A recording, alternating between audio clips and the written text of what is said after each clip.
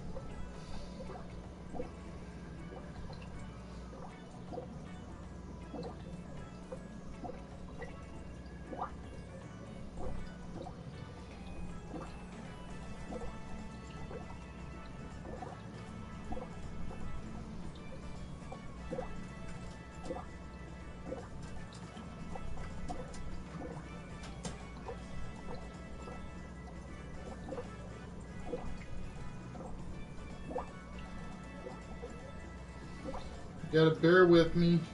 I'm a little bit farther behind than I thought I would be.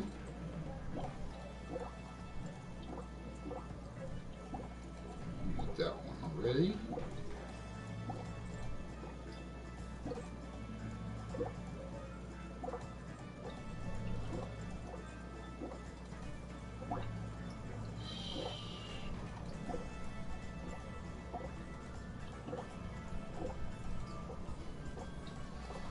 I think something is UO with live with PlayStation in general. Why, is it blocking you again?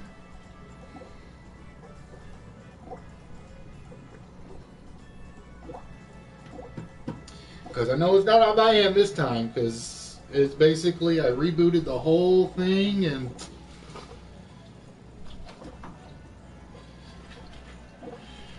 I reset the entire PS4. I basically restarted everything.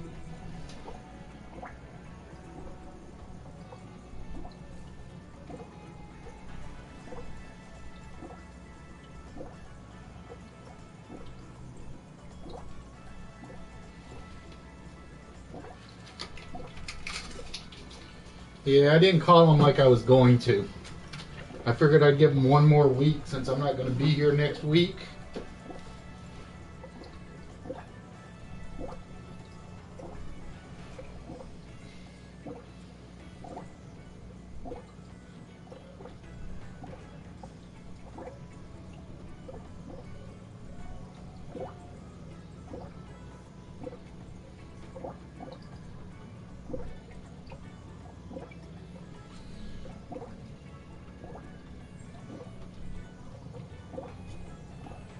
Because, yeah, if it comes through fine on the web app, there's something wrong with PlayStation.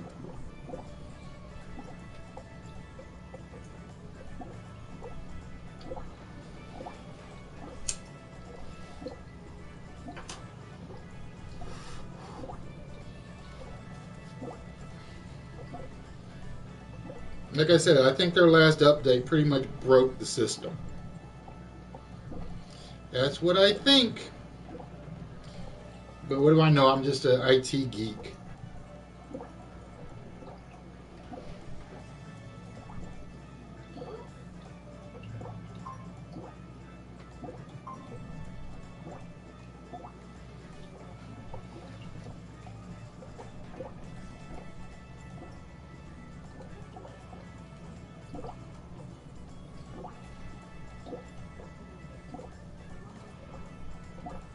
I follow the Toy Den Nerds and the broadcast wand showing up in the follow friends section, but via the live broadcast it showed up in it.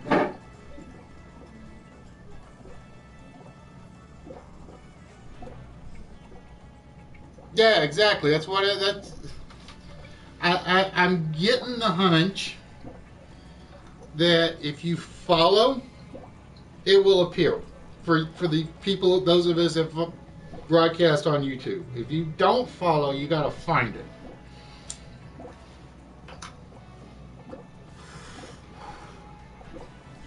That's what I'm thinking. But like I said, I can't prove it because I can't follow myself.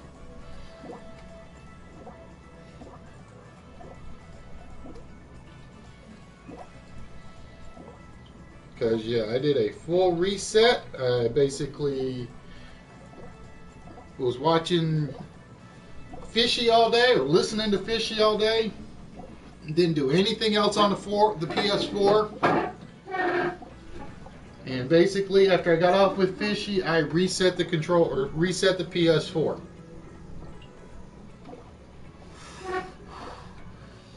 So I just got this funny feeling that Sony forked with something, and they don't know what they did.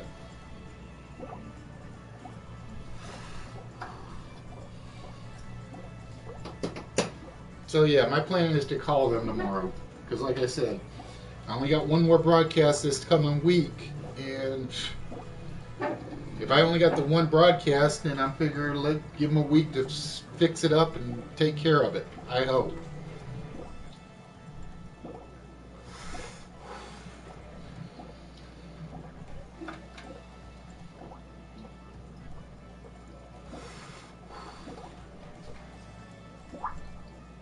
I think it's hit and miss on streams. I don't even think it's hit and miss. I think you got to be lucky enough to catch them and then follow them. If you don't follow them on the YouTube streams, because of that YouTube Red crap, pardon my French, because you know they're doing that YouTube Red stuff.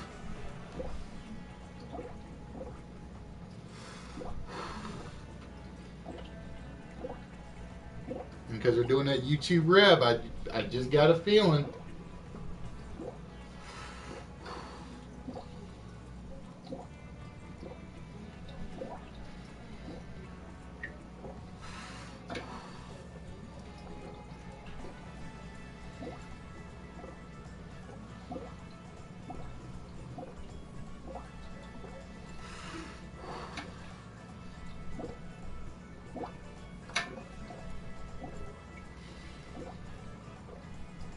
Yup-boo, Red Boo.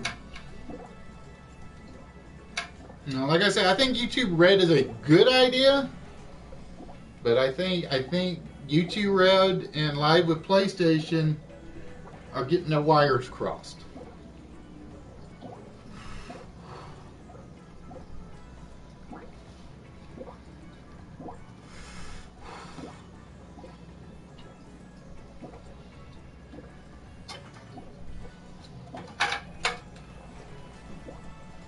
All right, ladies and gentlemen,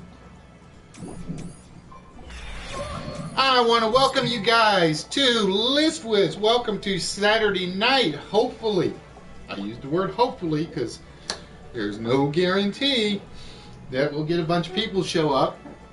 And if we don't get a bunch of people show up, then our game shows are kind of like dead in the water. But for those of you that are here and watching and just lurking on the channel, something that was brought to my attention is if you are having some problems and you're trying to watch on the PS4, make sure you get in there and you basically close all your other apps. I really thought that was going to fix my problem today, but I am not 100% sure, as I'm able to own. I know there's got to be more than 2 YouTube streamers out there at any given time. I was on today before I got on Fishy's channel, and I think there was a grand total of one YouTube broadcaster. I forgot to look that. Dang it. I think there was like Dead water or dead pool, ha ha ha, lol. Yep, dead water. No, I don't have the mask for Deadpool. I thought about buying one. I really did. But I didn't do it. So yeah, I get this feeling At first, I thought it was because people just had extra apps running in the background. Because somebody, I think it was on Nerdy's channel or Money's channel, one of the two, where you were basically getting, where they realized that if you had other apps running in the background, you couldn't comment on the broadcasts. But that doesn't explain why the broadcasts are not showing up on Live from PlayStation. It really doesn't. And again, this is something I've noticed. If you follow a broadcaster, they'll show up under your friends follow list. No ifs, ands, or buts.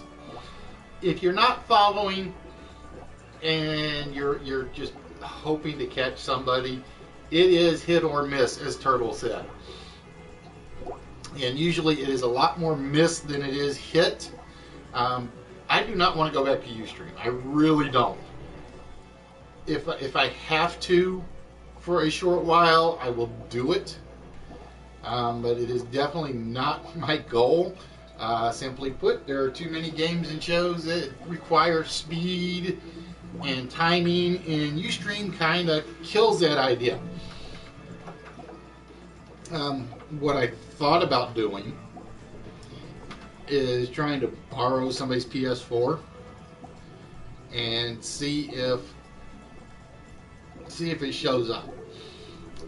One of the other things I'd considered is I don't do the invite friends when I start broadcasting like a lot of people do. So I thought about trying it, but I will be honest with you, and I get annoyed by it more than anything. Just to see if that makes it show up. Because, like I said, I am literally out of ideas in that regard. I really am. Because, like I said, after a full clean sweep, Australia's come back day same here. I'm not going back until they get the timing issue fixed. And I know it's not my network, because I did a check on the network. And the network was working fine. It was like probably the highest it has been in a while. Because I will have days when I'm like down to 1.4 megabits. And then other days when I'm like at 2.5, 2.8, something like that, which is what I want. So I am literally stumped. Because my concern is Sony's going to say check with your internet provider, and if I got to check with Charter, let's just put it this way: if there was a company with worse company service than Charter, I don't know what it is. I really don't. But yeah, I'm getting a little frustrated. I'm getting more than a little frustrated at YouTube and Sony's inability to get along. So it's just one of those where if I have to grin and bear it, I will grin and bear it, but it is murder. Because I can always copy the streams over from Ustream to YouTube, but I do not want to put up with the trolls and the idiots and all the other things that go on over there. I really don't. So I'm gonna probably like bug Nerdy and Money and see what they're doing, because I know Money is not having any problems. He's basically running a Ustream stream and a YouTube stream at the same time, and he has no issues that I am aware of. So it's just like it's frustrating. That's the only word I can come up with. Anyway, ladies and gentlemen, as we know, tomorrow is the big game. Hey, Fishy. Ah. Aha, but only on web browser. TV evening, everyone. Yeah, one time I went off on my internet provider and come to find out it was Sony. LOL. Afterwards I went oops. LOL. See, I'm going to swear up and down. It is Sony and YouTube Red. That's where I am. I'm 95% sure the problem is. And Fishy, I want you to know, I was just giving you a hard time today for the fun of it, because simply put, with all my technical difficulties with YouTube, I had to make fun of somebody today. I really did, because it was just driving me batty. So, and again, that's another reason why I think it's Sony. That if you can get in on the web app on a PC, if you can get in on the web app on the PS4, but you can't get in on live from PlayStation, I think we've narrowed the problem down. I personally think we have.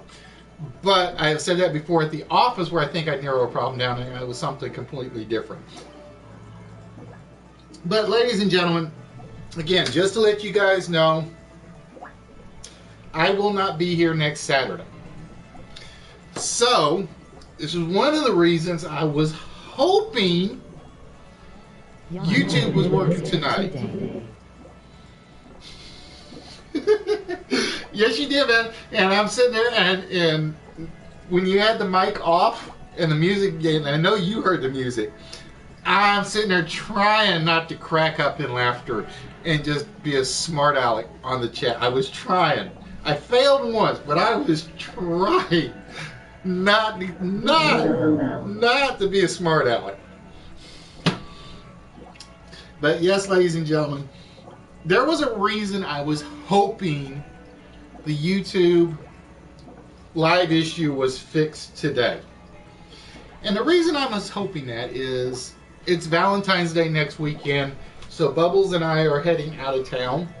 So we will not be broadcasting next Saturday. Cupid and all them other little fun things, flowers, chocolates, whatever comes in handy, we're not doing. We are basically going to, what's the word? I don't want to say it's a camp. It's a retreat, so to speak. So I was hoping, I was really hoping. To have fun, LOL.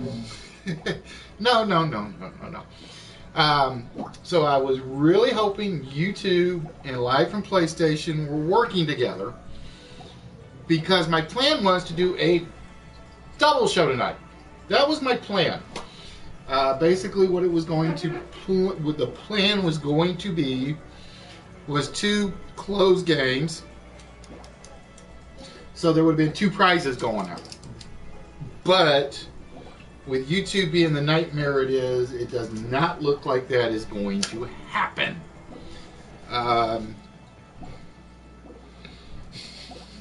Oh, you missed it, Turtle. It was. I'm sitting there and I'm trying not to crack up, because I was joking with Fishy. It's like, I was joking with Fishy that it was basically every technical difficulty he has, I seem to have, or vice versa. So I gave him a little bit, hopefully only a little bit, of a hard time. That's Turtle's real face hot. Now his real face is, if you ever see the Gollum picture with the big buggy eyes, that's Turtle's face. Speaking of which, Turtle, before I forget, I got to go pick up a different box for you. I honestly thought I was going to go to the post office today. I honestly thought this box was going to be big enough to get your 2 prizes in. It doesn't work. I can't get it to close without bending the print, and I'm not going to do that. So my shipping got delayed by a week. Since I'm taking next Friday off from the office, I will get over to the Container Store, pick up a proper size box so I can get these things put out by Friday.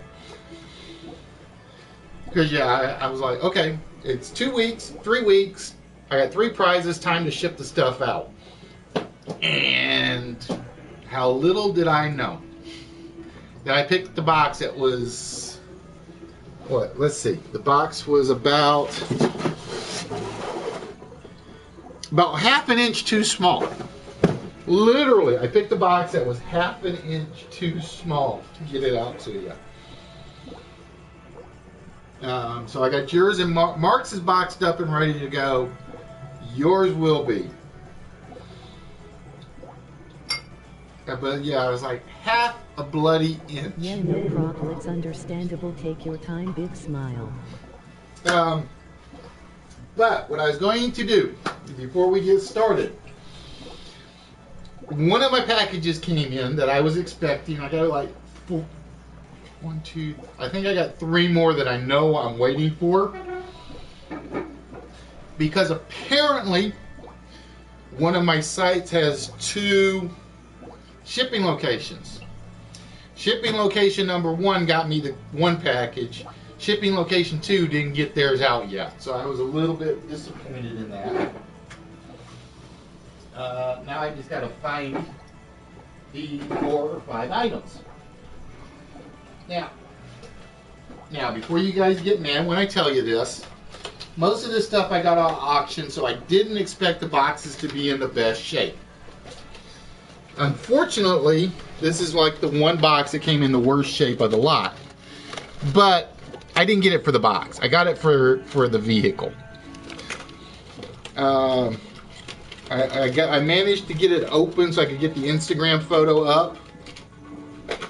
And then I can't get the box to close back up because the box is so warped that it just won't seal again. But that's one of them. Now, while I complain about the one box, I got a couple I can't complain about, even though they're slightly damaged boxes. Again, now. Station location 2 LOL. I know, because one of them had something I really, really thought I'd be getting and be given to somebody for free.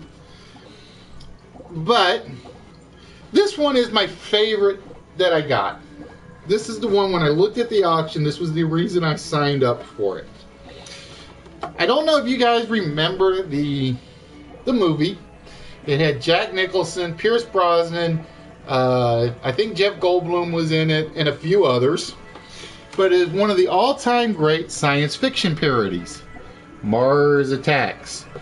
And I got the figure for the Supreme Commander.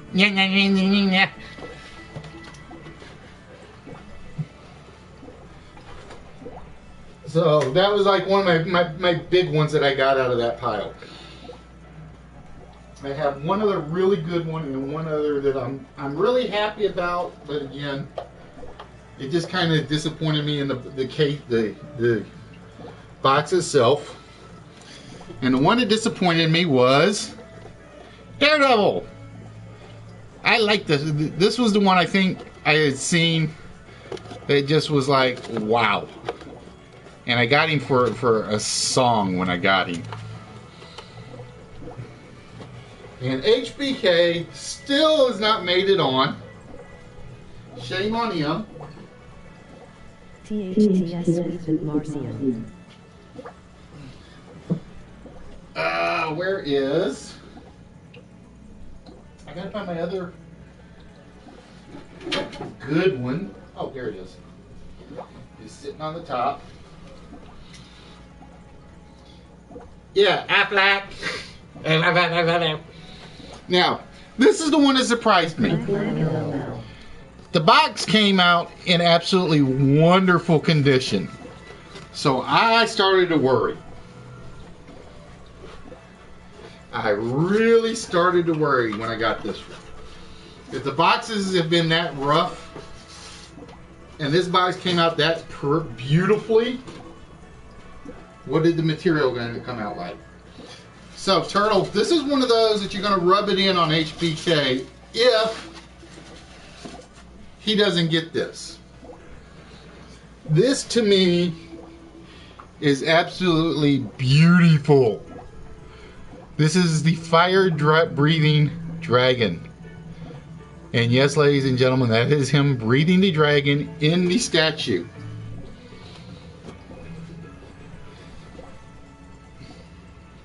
It came out in beautiful shape. The box is in absolutely wonderful condition. And like I said, that's what surprised me more than anything.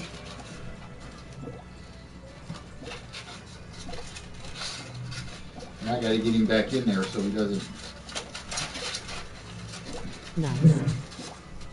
have any issues. And like I said, I know I got like 3 more packages coming, so I'm not like doing any more auction buying for a while. Because like I said, I need to get a new shelf so I can put all the prizes up here so you guys can see them. Because my bar cabinet is getting full. My bar itself is getting full. So it's like I'm almost to the point where I'm done buying stuff until we get some stuff cleaned out. Yeah, I say that now, right? Because we know exactly what's going to happen when I get bored. I'm gonna head over to the comic book shop. I'm gonna head over to the flea market. I'm gonna head to the auction sites. And I am really glad that I didn't get to the auction site that I was talking about, the Ernie Hudson Bay, because the day after that auction they put up a notice for another one, and it was nothing but, and I mean nothing but,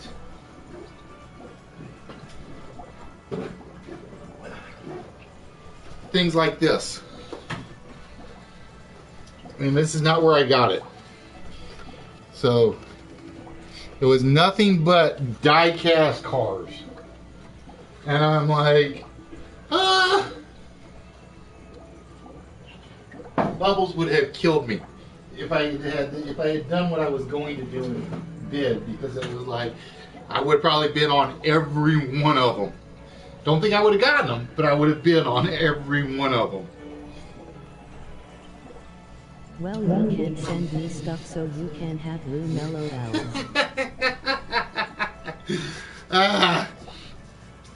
Alright, ladies and gentlemen, we have 4 minutes left, so I'm going to step out of the camera for a minute, but you will hear me talking.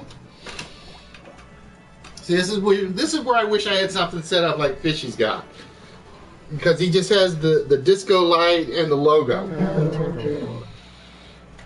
What I really want to get working is the Share Factory. Like, you know how Nerdy's got Tarfinger's music video. I have yet to figure out how to get that set up, because I had created one video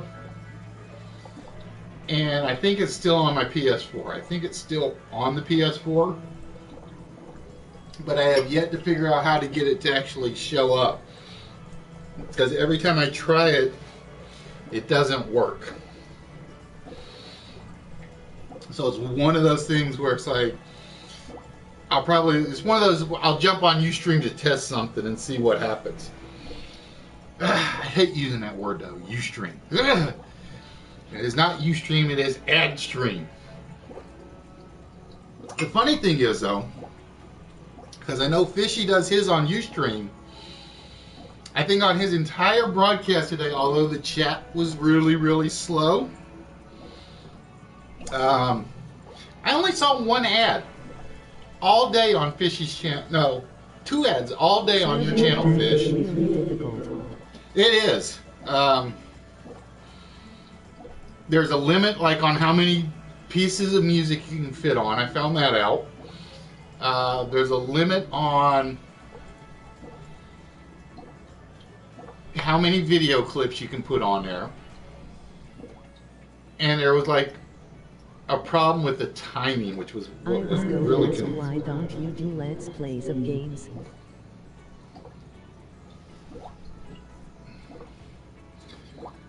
Why don't I do Let's Plays of games? You lost me on that one, Turtle.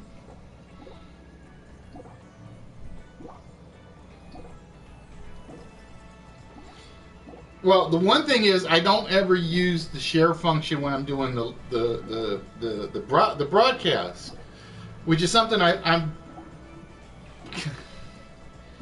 want to do, but because I don't have the messaging up on the screen, because I prefer the audio clips. It would just basically be a video of me in different positions, and so it's like, okay, yeah, I could do like a 5 or 10 second clip here, and a 5 or 10 second clip here, or here, or here, and it's kind of like if I time it completely wrong, I'm going to get junk. And I don't want to get junk. I want to get good clips. But yeah, SharePlay is, oh god, it is like I thought the YouTube editor was bad. When you're trying to go in there and clip stuff out, like that one. What was it? 2 weeks ago? Was it 2 weeks ago, Turtle? Because I think it was you. And just you on the channel, and all I wanted to do was clip out like one section in the middle and replace it with a title slide. It took me 30 minutes to get YouTube to actually say, yes, you can do that, because it was like every time I get on, that's another reason why I think the problem is actually YouTube. You mean you play a tape, then do a voice over the footage and upload it?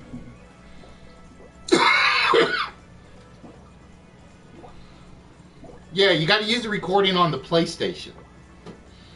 That's the problem. So it's like basically I have to actually have the controller here, use the share button, and then unshare it while I'm broadcasting. So it's like I have to pick and choose. The PlayStation. Yeah, but you can get up to 15 minutes, but it's look at it this way, and I'll use yours as an example, Fishy. You broadcast for literally 12 hours. Well, 11 hours. Can record 1 videos. So you would have to go back and go through 11 hours of your show to pick 15-minute clips. Or you'd actually have to do share for 15 minutes, share for 15 minutes, share for 15 minutes, share for 15 minutes, and so on and so forth. Then go back and pick and choose. It's probably the only reason I haven't done it, because like I said, the controller is over there at the moment. Alright, ladies and gentlemen, I have rattled on enough about my technical difficulties for the week with YouTube. That's why I was saying I think YouTube is the problem. I remember why. Because I don't know if anybody else has noticed this, but you could be sitting there watching a playlist on YouTube. You get through the first 5 videos, 6 videos, no problem. You get to video 7, and you get something has gone wrong with your video that you're watching, and you have to refresh the whole web page and start over. It was one thing, so that's why I'm sort of thinking it's a YouTube issue.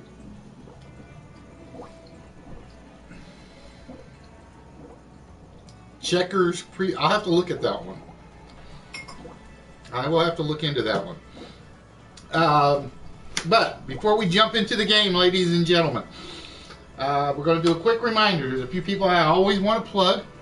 Fishy is one. Fishy is my. I see a few on the debate here and there, but in getting into this guy that's named Checkers Prefect. Fishy is basically my brother across the ocean. That's how I look at Fishy. If you guys get a chance, if you're watching the archives, he does the 80s radio station every Saturday from 8 a.m. Central Time. 8 a.m. Central Time till 6 p.m. Central Time. Or no, 7 p.m. Central Time. Sorry, 7 p.m. I will get that right one of these days. I will remember that. Is basically when I get up on Saturdays, he's the first thing I turn on, even if I'm not downstairs watching the TV. or listening to the TV. Plus, it makes it easier than go pulling out some of my 80s records and playing them. It's something I seriously really need to do because I just picked up the Flashdance album. The other guys I want to plug, make sure you guys catch the Whispering Wizard. He's a Ustreamer. Make sure you catch Nerdy. He's doing the YouTube. Money's kind of doing both. He does Let's Plays but does him calmly and doesn't yell.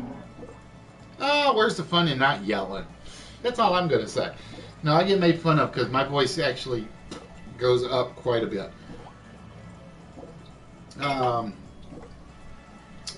Make sure you guys catch the Whispering Wizard. He's the new one. Mr. Wizard, I think, is what he goes by. Fred the Great, and I can't remember the number on his account. Simple tricks, but he makes them fun. The Ghost, I'm not so sure on. The Ghost, I'm not so sure on his broadcast.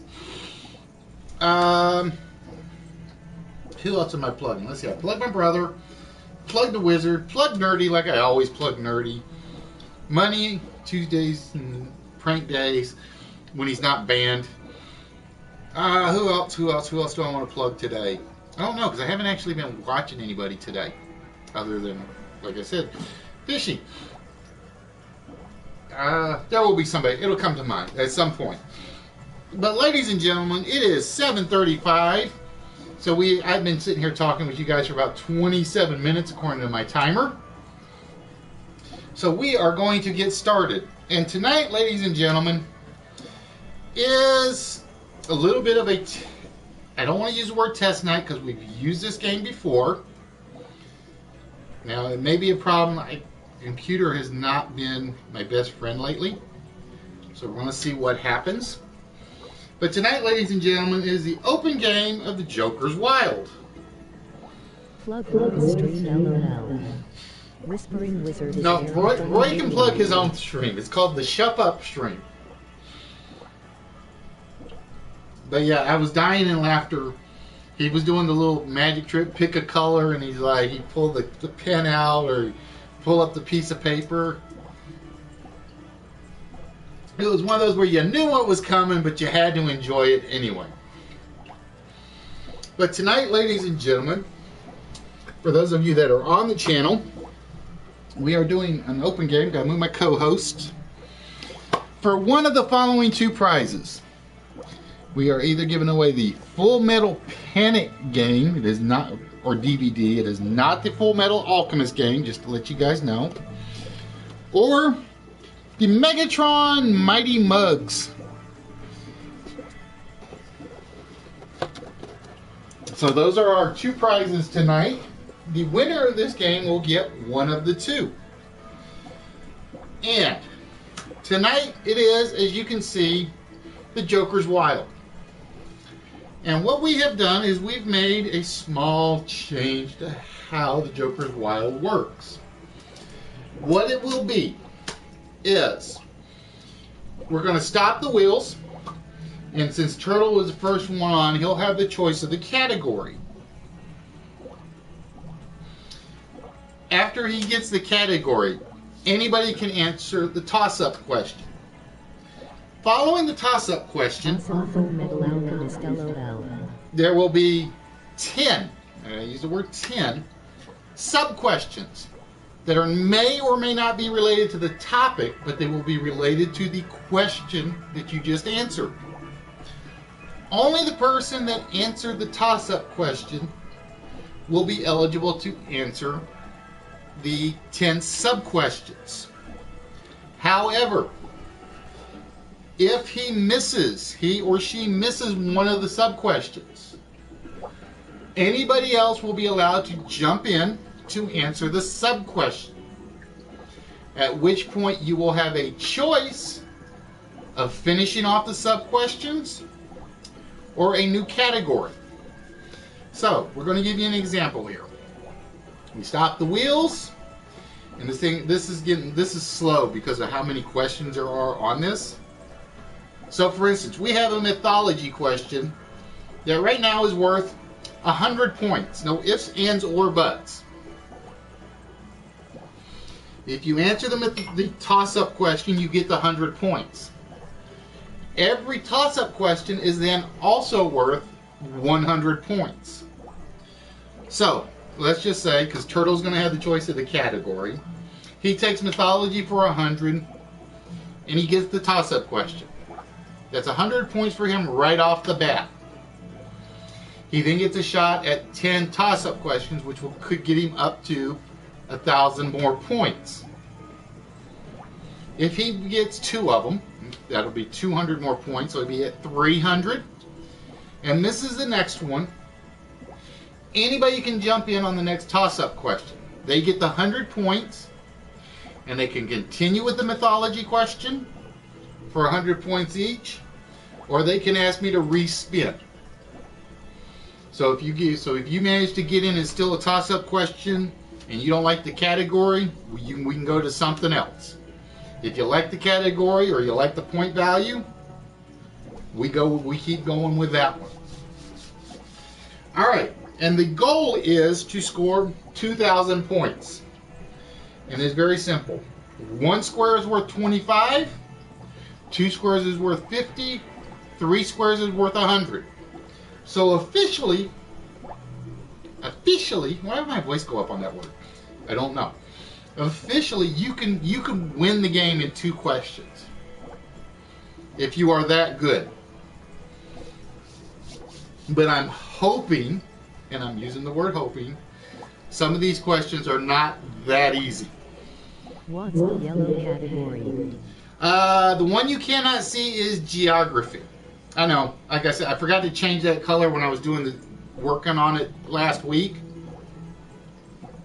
This is basically all I've been working on for the past 2 weeks. I was trying to find 5 toss-up questions, 5 10-piece questions, and then enough to keep the slideshow from going curved. All right, so our 6 categories are soccer, mythology, religion, geography, Canada, and literature. There are actually 2 categories in each color because there are only 5 questions per category. If we complete a category out altogether, then that category is now null and void. And if the color comes up, it's treated as a wild. So for instance, if we get through geography and the one that's behind it, and a yellow comes up, it is no longer yellow, it is actually just a wild card. Alright, so with that, ladies and gentlemen, we are going to get started. And Turtle, as you were the first one on the channel, you'll get the first choice of the category, which are, and again, this is the part I hate, because this is the part that is really, really slow. Oh, we got mythology for 100, or you can go off the board for 25 or 50. So, Turtle, would you like us to take mythology? Yeah, you can choose 25, 50, or 100. You do not have to use the wild cards. Or you can go off the board for 25 or 50. So again, we have soccer, mythology, religion, geography, and literature. All right, we're going to go for mythology. Let me get to my mythology questions. All right. I'm assuming we're going for the full points. Mythology. So here's the question for 100 points. Who wrote the book Blood of Olympus, which was a book about the demigods that traveled around the Mediterranean? Who wrote the book Blood of Olympus, a book about the demigods who traveled around the Mediterranean? That is the toss-up question. So again, whoever gets the toss-up question will then have the breakdown questions. Who wrote the book Blood of Olympus, A book about the demigods that traveled around the Mediterranean.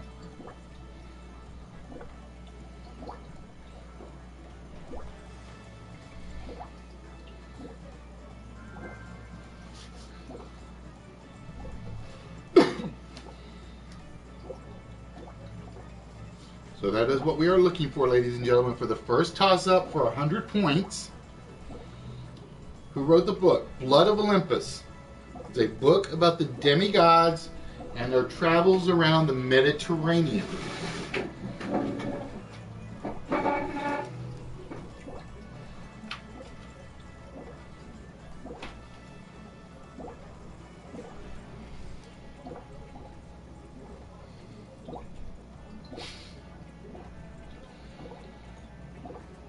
Rick Riordan. Turtle is too fast. That is true. Turtle is very fat, although Mark and Emery will give Turtle a run for his money very often. All right, Turtle, you've scored 100 points. Now, we have 10 demigods that we are going to name for you. I want the godly parent of each of these. Okay? So again, these will be only for Turtle.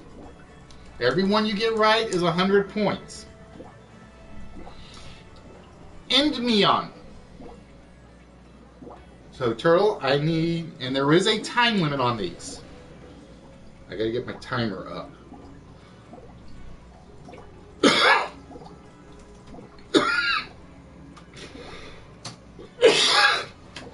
There is a timer on these, and basically it's a 45-second time limit on the toss-up questions.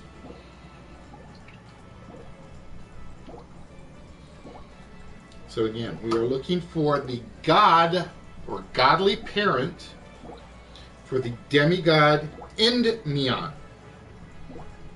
At least I hope I pronounced him right. I didn't practice.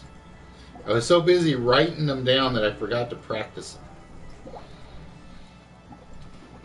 So Turtle, your timer has started. Endymion. And nope, you will not see the questions on the screen. That way, if you're going to Google them, you better know how to spell them if you're Googling them. Pen got away from me. My pen got away from me. Endymion.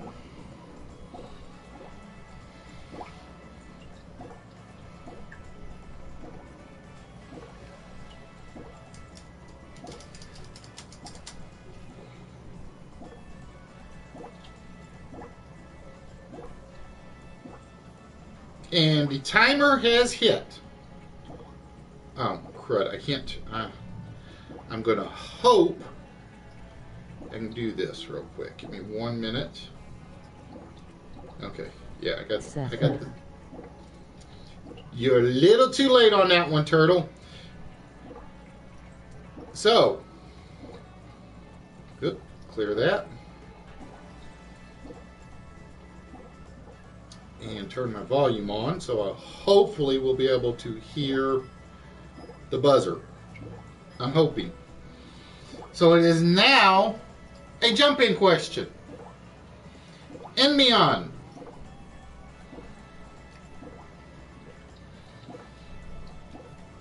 Anybody but Turtle can jump in because Turtle had the timer on him.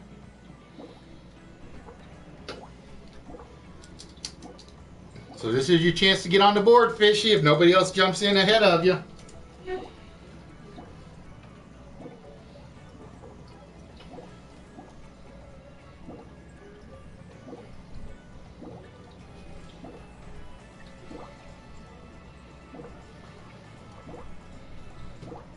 We are looking for the godly parent of Endymion. Endymion. Oh, that's it. It's Endymion. Kratos LOL.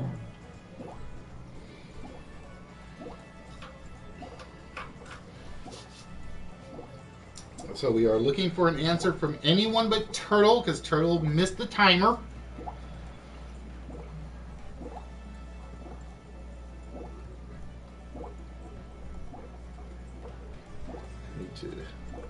Rearrange a couple of windows. So we are looking for the parent. Oh, that one works.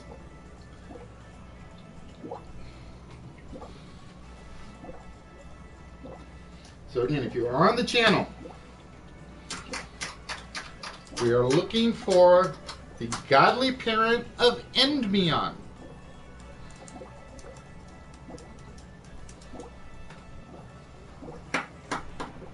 No, it is not Poseidon fish. It means you're locked out. Turtle, you are back in. We are looking for the godly parent of Endymion. Endymion. Why do I keep saying Endymion? I don't know. Endymion. It is not Poseidon. It is not Poseidon.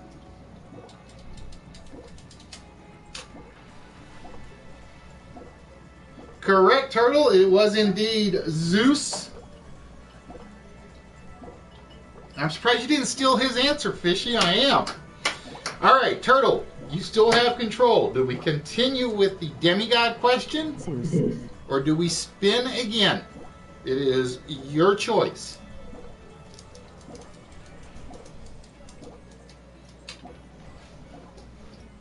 It was indeed Zeus is the godly parent of Endymion.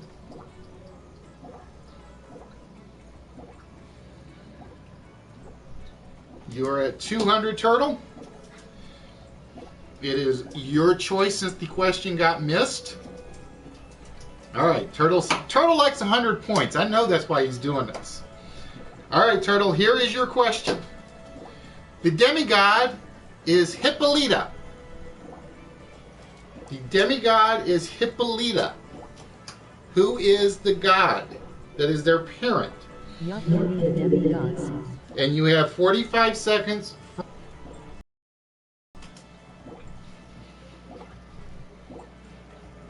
Can't believe I'm drinking margaritas out of a wine glass. It's because it's like, I didn't feel like dirtying up any other glasses, to be honest with you. Correct, it is Aries, which means you get the next question. All right. Who is the godly parent of Kama? Who is the godly parent of the demigod Kama?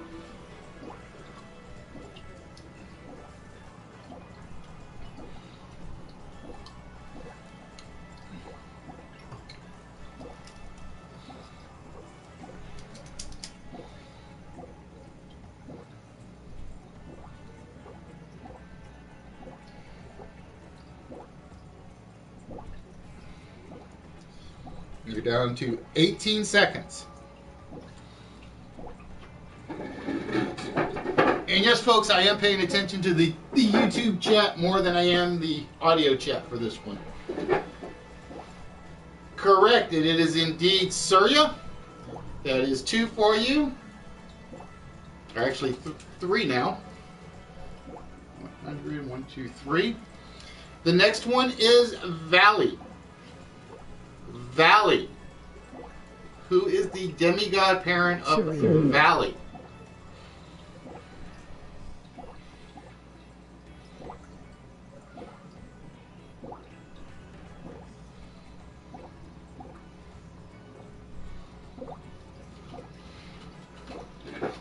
So we are looking for the demigod parent of Valley.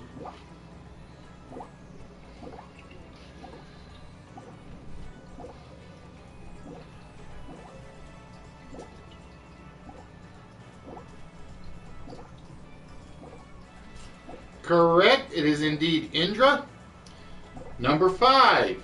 Now this one you're going to have to forgive me if I can't pronounce right. I practiced. This is when I practice. Drista da Yumna. Drista da Yumna. Drista da Yumna.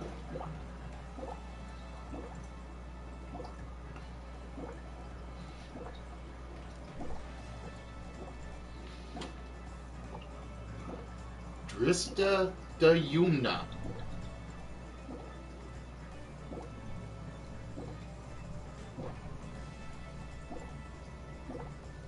Correct. It is indeed Agni. The next one on the list, Irene.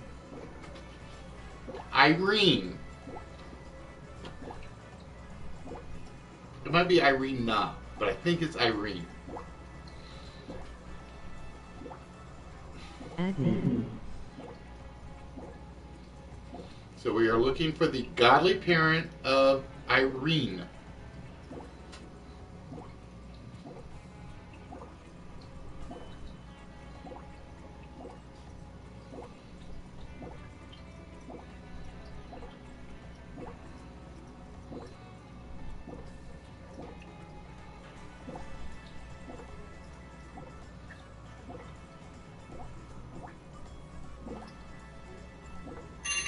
And the timer goes off, so you did not get Irene.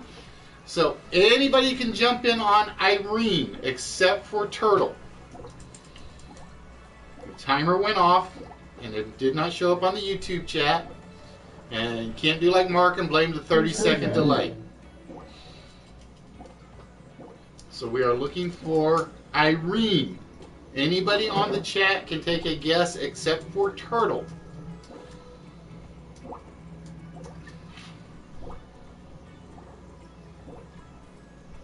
Because I figure 45 seconds should be more than enough, because I'll read it off before I even start the timer. So we are looking for the godly parent of Irene. Correct, Fishy. It is Irene. And as you did not start the category, it is your choice as to whether or not we stick with demigods or move on.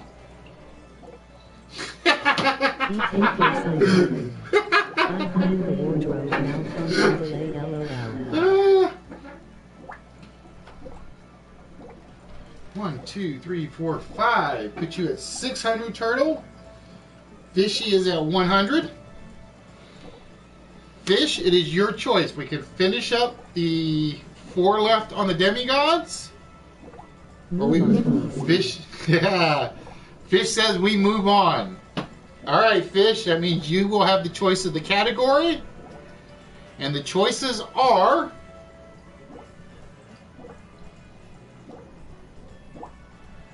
There we go. We have soccer for 25 or geography for 50. So Fish...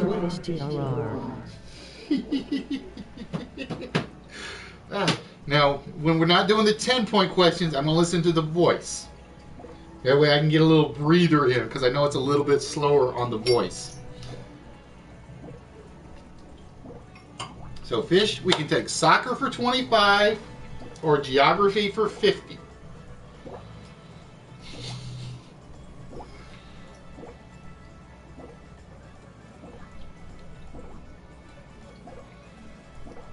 We're going to go for geography for 50. All right. So the toss-up question is worth 50, and then each of the list questions are worth 50. And you're going to hate yourself for this one. The Mediterranean Sea. The root for the Mediterranean Sea comes from the Latin word Mediterraneus, which means in the middle of the what? The Mediterranean Sea root comes from the Latin word Mediterraneus, which means in the middle of the what?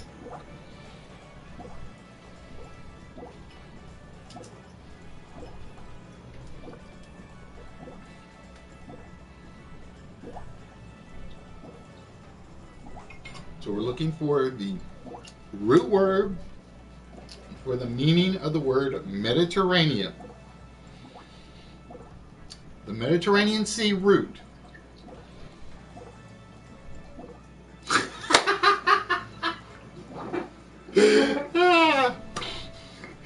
Comes from the Latin word Mediterraneus, which means in the middle of the what? See, I used to love the Commodore 64 version of Carmen I just Sandiego. wanna let you know I found Waldo and Carmen Sandiego so in good with geography, lol. Earth. Correct, Fish. I will give that one to you. Is land or earth? I would have taken either or for that answer. All right, Fishy. Here's your geography questions, and only your answers will count. Each one is worth 50 points. The Mediterranean is actually made up of a number of smaller seas. I'm going to give you a general location. I want to know the specific sea that we are referring to. Okay? I'm hoping that makes sense. The Mediterranean is actually made up of a number of individual seas. I'm going to give you a general description of one of them. You have to tell me which specific sea I'm referring to. All right? And again, these are only for Fish at the moment. If he misses in the 4, doesn't answer within the 45-second time limit, then anybody can jump in. I need the name of the sea that separates the Apennine and Balkan peninsulas.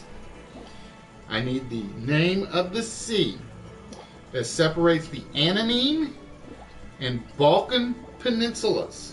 And your timer, dang it, starts now. There we go.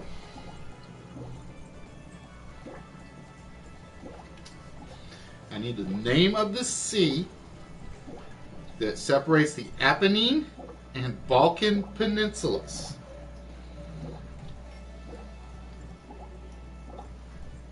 And we're down to 30 seconds. Again, folks, remember, if you're not sure, it's better to guess and get it out there.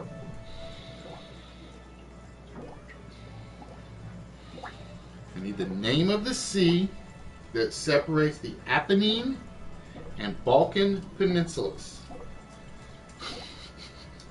You picked the geography one, not me. Nope, it is not the Pew. Alright, so it is open to the channel. I need the name of the sea, and Fish is locked out for until we get an answer. That separates the Apennine and Balkan peninsulas. So I can take an answer from anyone but Fishy on this one. John Cena, lol.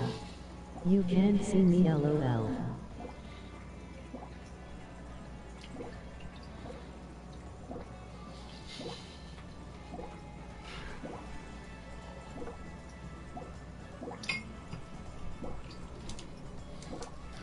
So I need the name of the sea that separates the Apennine and Balkan peninsulas. Again, I will take a guess from anyone but Fish to start with.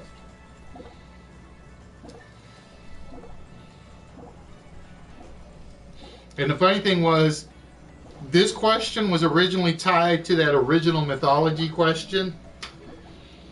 And then I was like, I didn't have enough categories, so I just created the geography one just for that question. I need the name of the sea that separates the Apennine and Balkan peninsulas.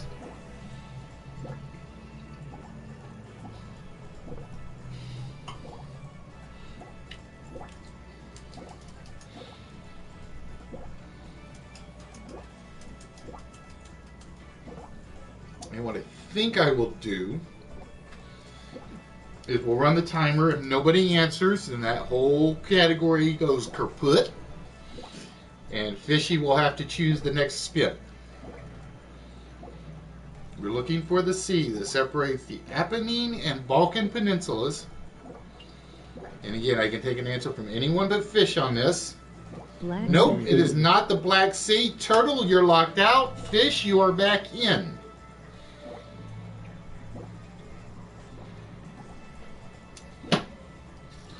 I need the name of the sea that separates the Apennine and Balkan peninsulas.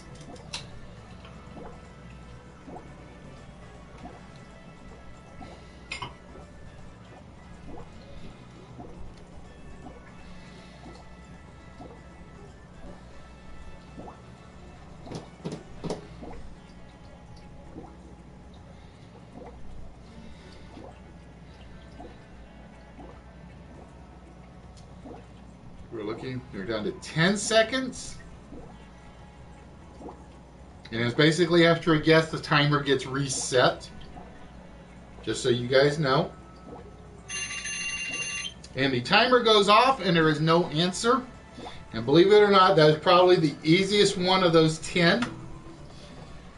The Adriatic Sea separates the Apennine and Balkan peninsulas.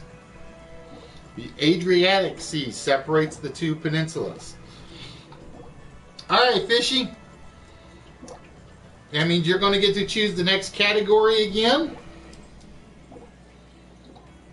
And here are your categories. I need to make sure I mark off Geo 1, Mythology 1. Alright, Fishy. You can take a religion for 50 or Canada for 25. Religion for 50 or Canada for 25. And I will tell you, religion is world religions. Just to let you guys know, so you're not hit blindsided.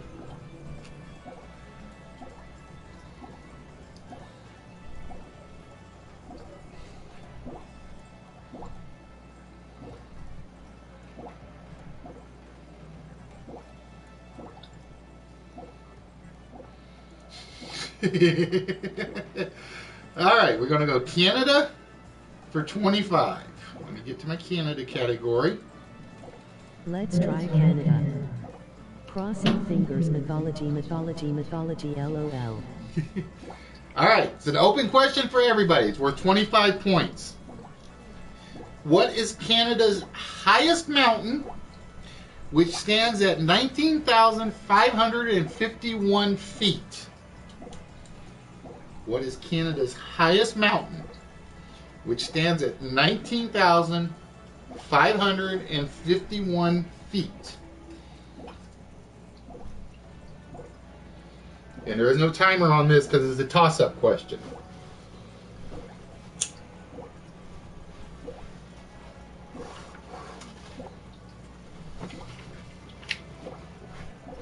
Mount Logan. Correct, Fishy. It is Mount Logan, which means you score another 25.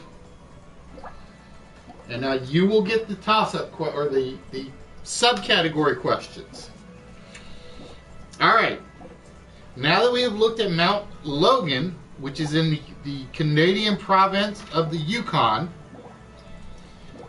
I'm going to give you the highest point in a province. You have to tell me which province it's in. So, for instance, if I say Mount Logan, you give me Yukon. But that's not one of them. All right? So the first one we are looking for is, so again, remember, I'm looking for the province it's located in. Mount Columbia. Mount Columbia is in which province?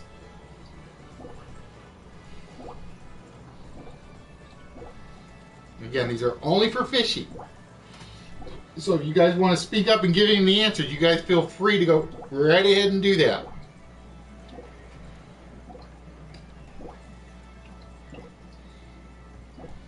Mount Columbia is in which province?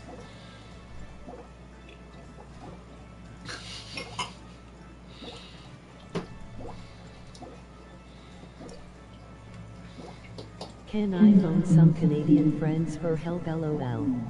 Down to 5 seconds, Fishy.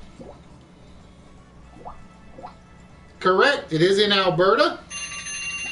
All right, Fish, here's your second one. Mount Fairweather.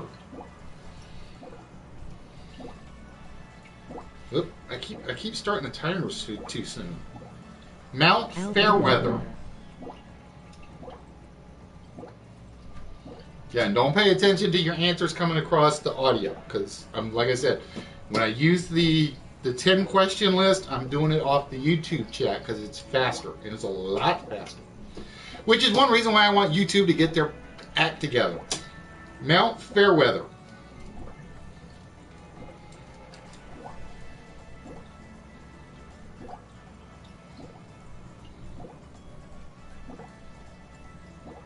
Ten seconds. Mount Fairweather.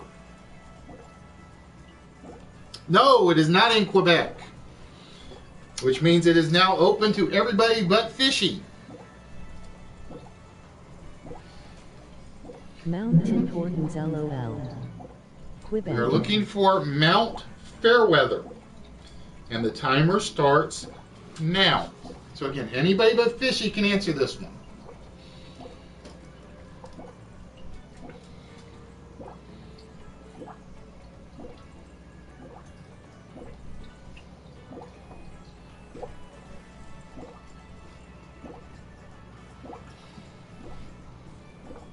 We're looking for Mount Fairweather. It is in what Canadian province? And we're down to 10 seconds.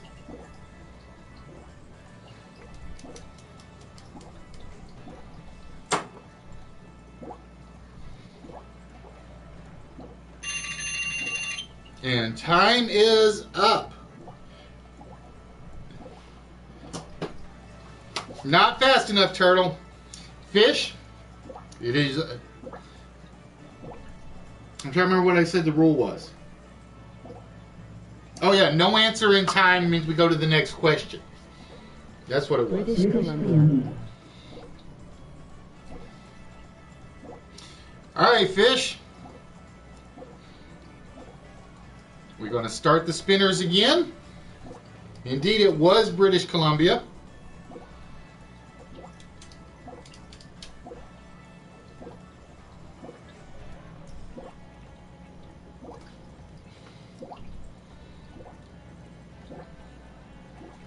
And for this next question, we have geography for 100 or Canada for 100 again. Fish, which one would you like?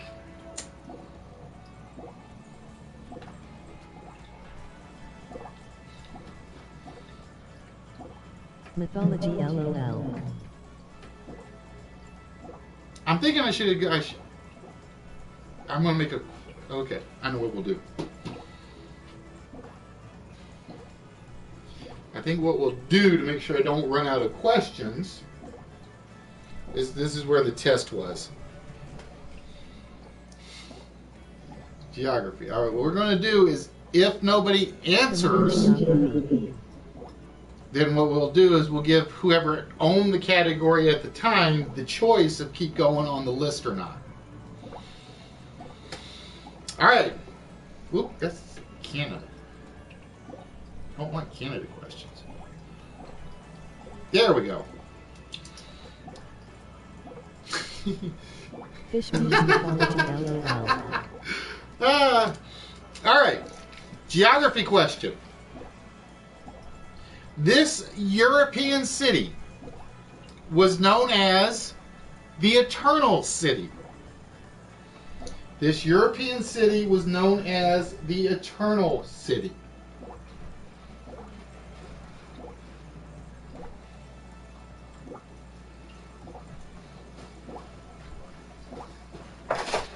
This European city was known as the Eternal City.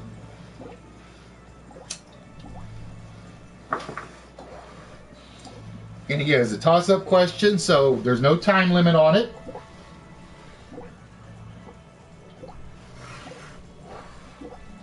Rome. That is correct. Rome was indeed known as the Eternal City. Fishy in first for another 50 points. All right, Fish. Now that we've gotten you started with some city nicknames, we're going to see how many of these world cities you can identify by only their nickname. Okay? And the first city that I need the identification of is the Windy City. What world city is known as the Windy City? And your timer starts.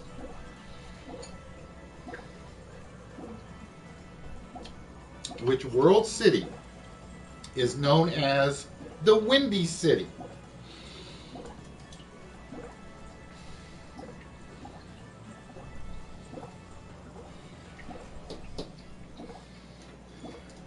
Might be correct, Fish. It is indeed Chicago.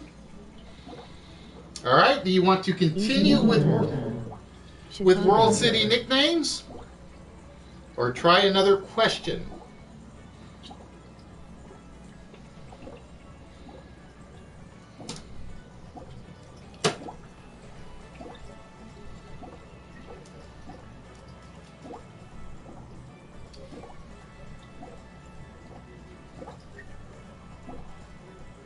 Or no, there's no choice because you got the first one. Duh. Never mind. Ignore that. Ignore that. All right, number 2. Venice of the North. Which city is known as Venice of the North? And your timer starts now. Yeah, I keep going. I don't know why I asked. I should know better. More cities. Which world city is known as Venice of the North?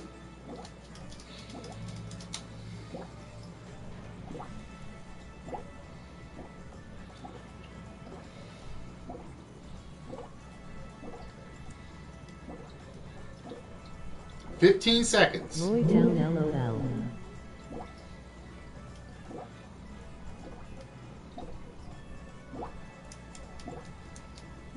4, 3. Correct. I would have taken Amsterdam or Bruges. I'm not even sure where Bruges is. All right, question number 3.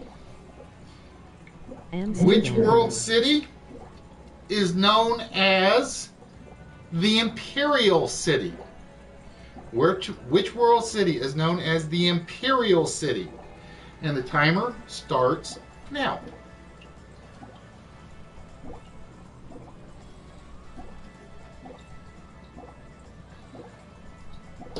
Which world city is known as the Imperial City?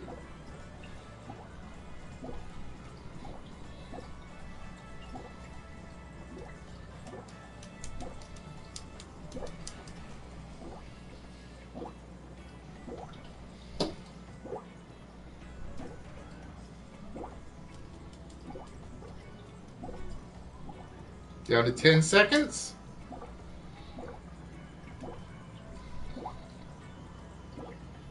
We're looking for the Imperial City. No, it is not Athens. Which means it's open to everybody. We are, except for Fish at the moment. We are looking for the Imperial City. Let me make sure.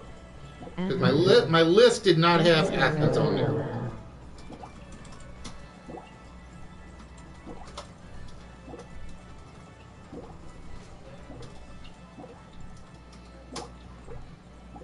Because I know it was not on there. I actually had 2 of them. Huh. One I did not have on my list.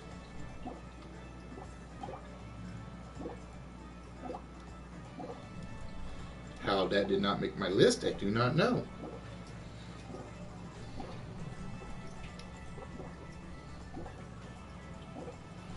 Correct, Turtle. Beijing. Or I would have taken Beijing or Vienna. All right, Turtle. Beijing. Do we continue with city nicknames or do we go with another category?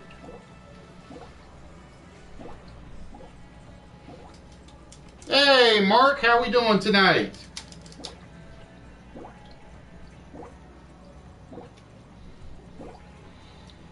So again, right now the list is in control of Turtle, so only Turtle's answers will count until he misses one, unless he changes the category.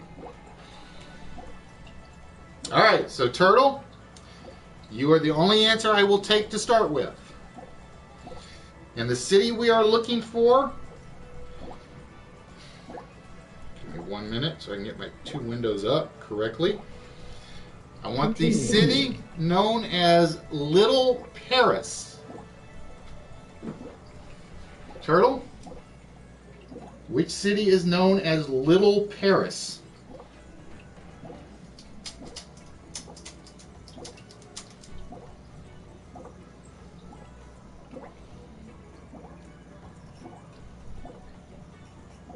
Okay. If he misses Mark, then you can jump in after the fact. I will let you know when a jump in is allowed. The rule is he basically controls the list until he misses one. Once he misses one, anybody can jump in.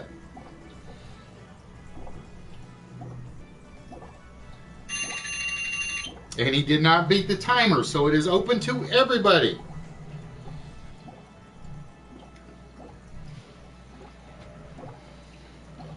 What city is known as Little Paris? What world city?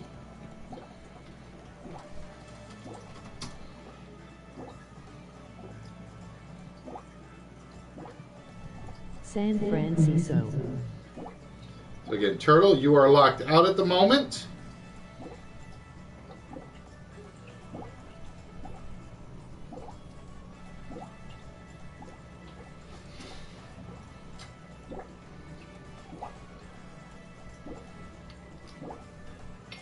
I'm looking for the world city that is known as Little Paris.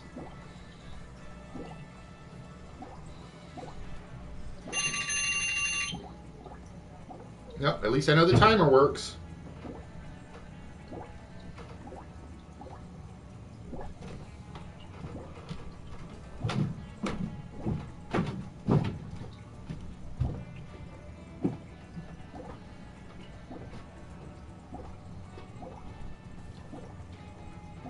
Now, Mark, just to let you know, since I seen you on the channel, I got your one item boxed up. I just I was going to put yours and Turtles out at the same time, and my box for Turtles did not fit, so it kind of got like sidetracked. So it's going to be another week, because I go pick up a box to fit Turtles in, and then they all go out at the same time. So, ladies and gentlemen, I am looking for the city known as Little Paris. Again, Turtle is the only one that is locked out at the moment.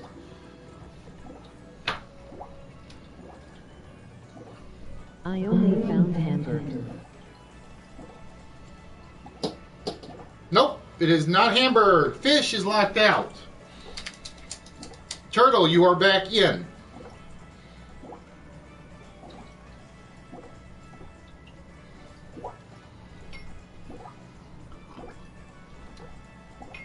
We are looking for the city known as Little Paris.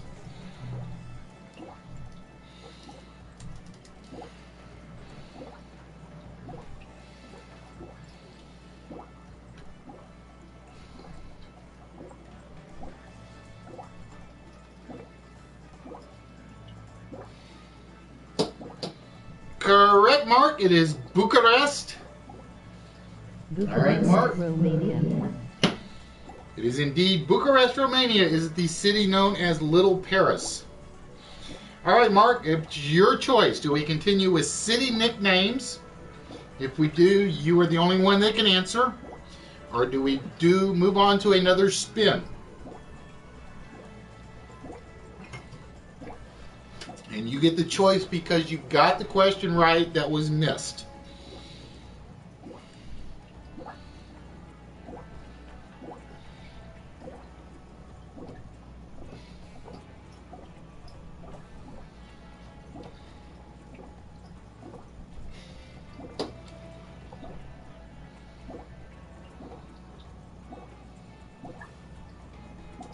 Chernivtsi, Ukraine.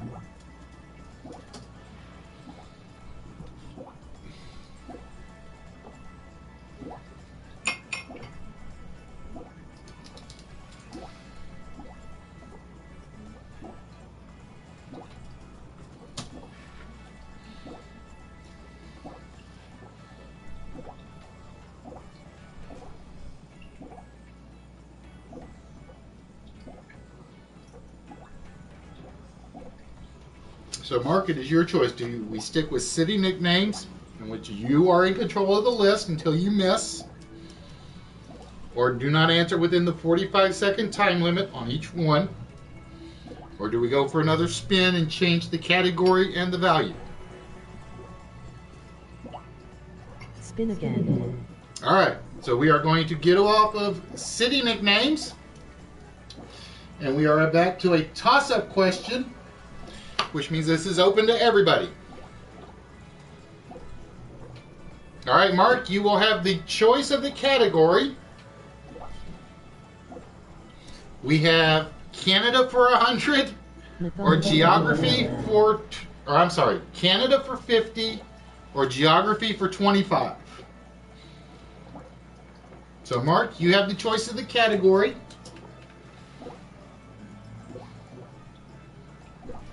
You can take Canada for 25 or 50, or you can take geography for 25.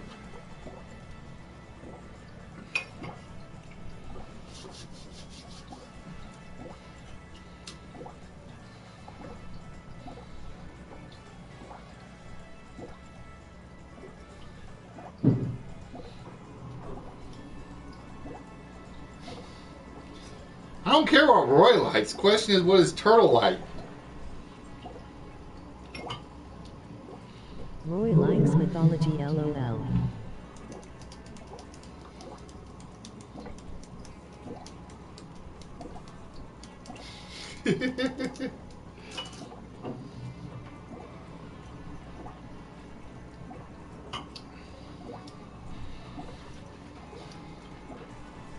So, Mark, there is no wild, so you can't go off the board, just to let you know. LOL turtle. We either take Canada for 25 or 50, or we take geography for 25. It is your choice.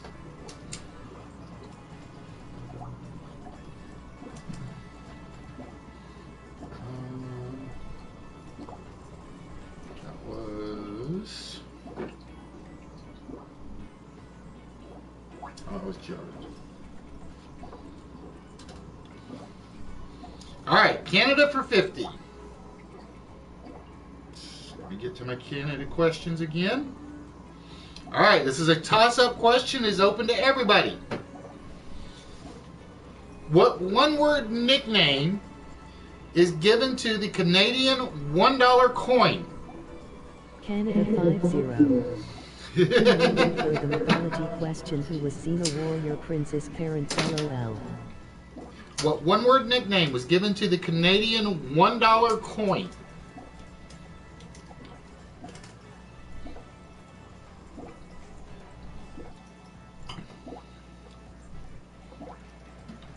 Correct, Turtle, is the loonie. All right, Turtle. That means you are in control of the board. I'm not sure how much you're going to like this, but we're going to see what happens. Canada has had a number of series for their dollar bills, or their paper money.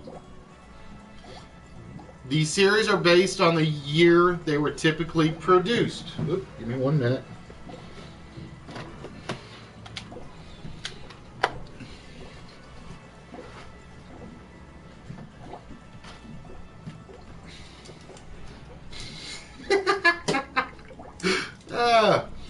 I'm going to give you the year of a series. Damn it, Roy, need be a turtle. Or LOL. the year and the series, and I'm going to give you the amount. You have to tell me which person was pictured on that banknote. Okay? So basically, I'm going to give you the year, the series, if it has one, and the amount. You have to tell me who is pictured on that specific amount. All right, Turtle? And again, you got 45 seconds for each one, and I will restart the timer after I read each one. And again, I will only take the Turtle's answers on this. So here is number one, Turtle. The 2001 Canadian Journey series Who is on the $20 bill? The 2001 Canadian Journey series. Who is on the $20 bill?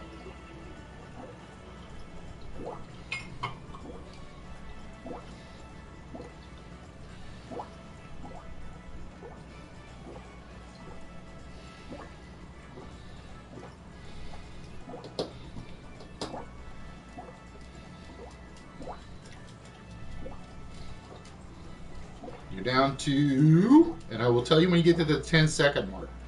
10 seconds.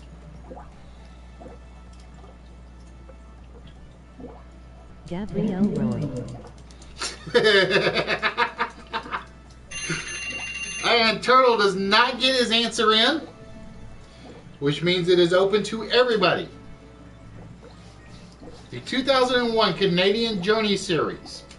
The $20 bill. Who is on it?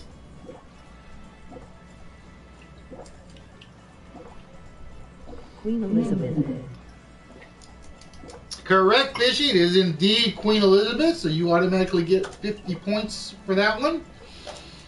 Now it's your choice. Do we respin, or do we go to or do we continue with the Canadian banknotes?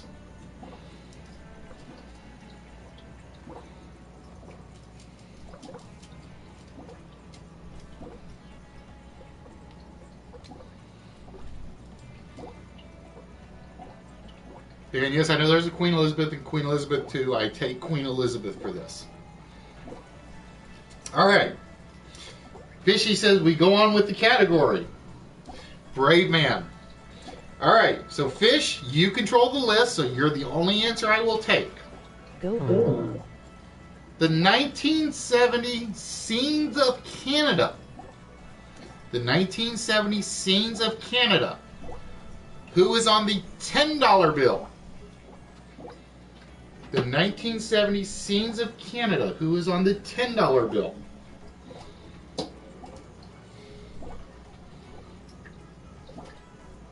Want Eagle Spock on the 5.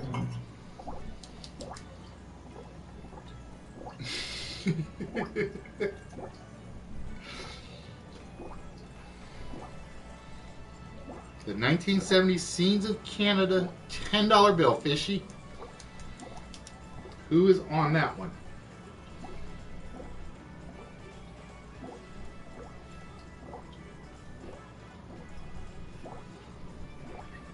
Three, two, one. I missed the 10-second timer. All right, no answer from Fishy, which means it's open to anybody. And again, we have a 45-second time limit, even on the open answers. The 19th Fish, you are locked out. The 1970 Scenes of Canada.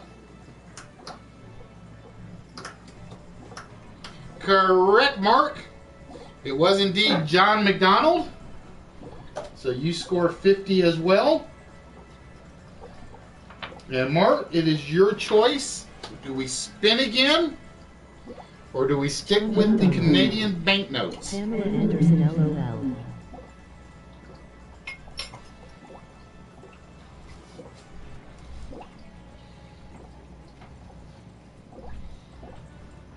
All right, we're going to go on. All right, Mark, you have control of this list. And you'll have 45 seconds from the moment I finish identifying the bill note. The 1986 Bird Series. Who is on the $5 bill? The 1986 Bird Series. Who is on the $5 bill? Again, this is for Mark only at the moment.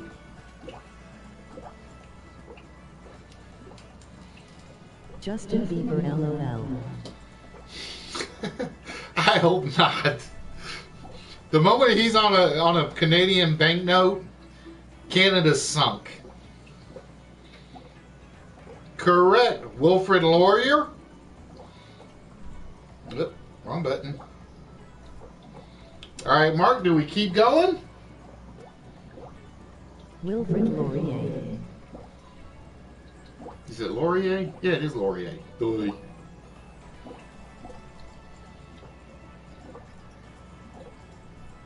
Oh, you don't get the choice. Never mind, I'm sorry.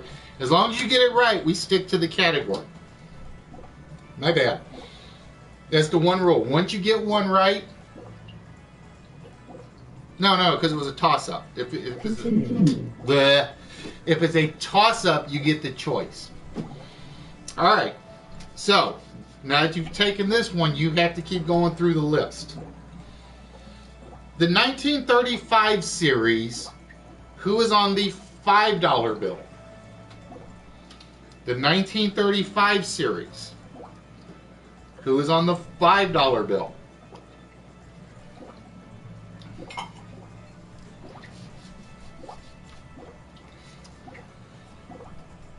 That's right, because that was a toss-up.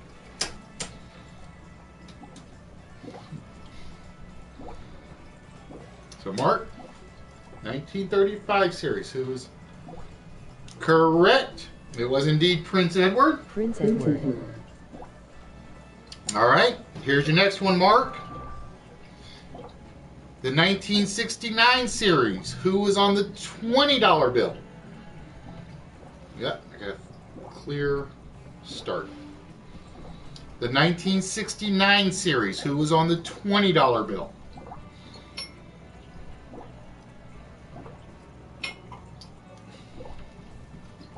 Once you say continue, as long as you answer correctly till we get to the bottom of the list, we keep going.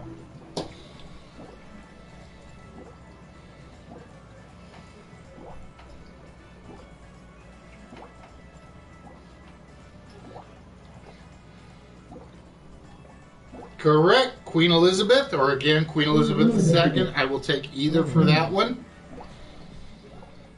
Next question. The 1937 series, who is on the $50 bill?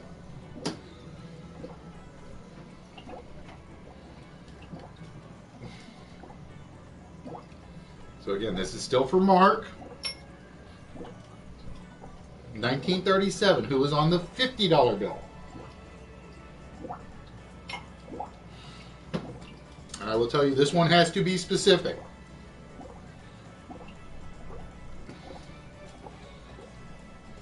Correct. George VI. All right, your next one. The 1986 Bird Series, who is on the $100 bill. The 1986 Bird Series, who is on the $100 bill.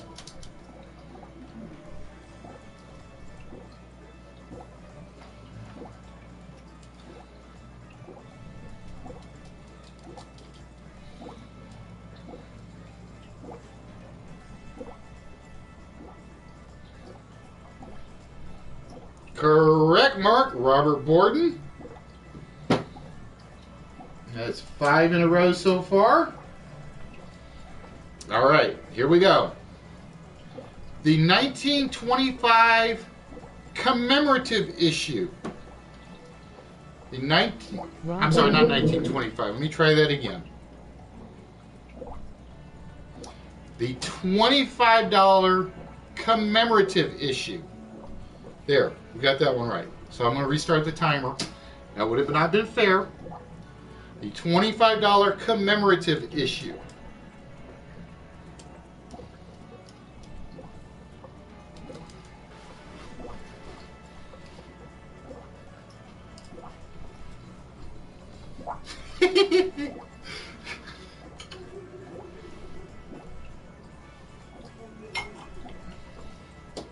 The 1925 I keep saying 1925. Correct. King George V and Queen Mary. Fish LOL. King George V and Queen Mary. All right. The next one on your list, Mark. The 1935 $100 bill.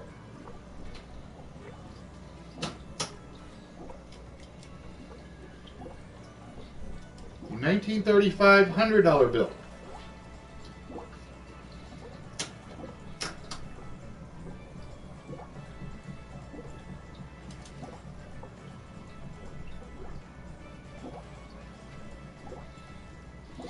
And that was kind of like the trick question because you had to give me both of them.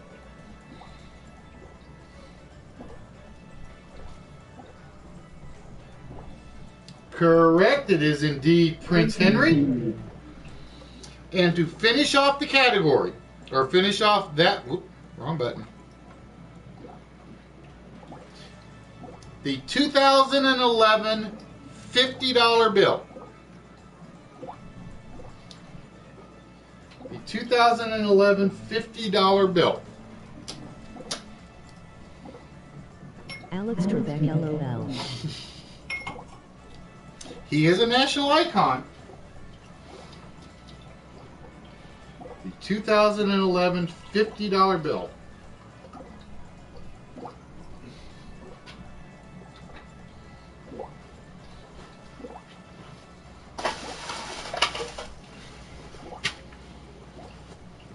William Mackenzie King. Incorrect. That is incorrect. It is open to everybody on a 45-second timer starting now.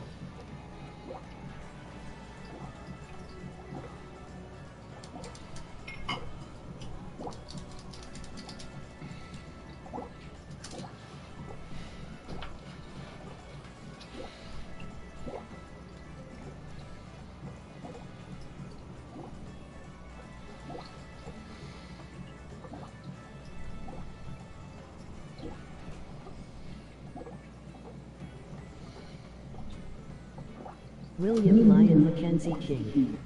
Correct, Fishy. They were both on the bill. They were both on the bill. All right, with that, 3, 4, 5, 6, 7.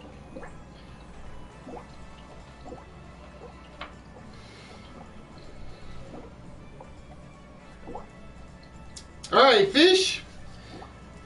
We have cleaned that one up. There's actually 2 people on it, but I had 2 of those in there.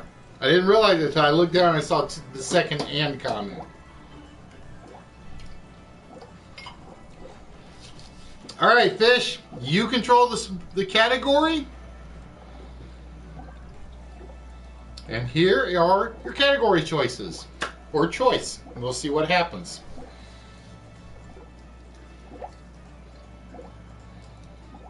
Oh, we have mythology for 100, or you can go off the board, Fish, for 25 or 50.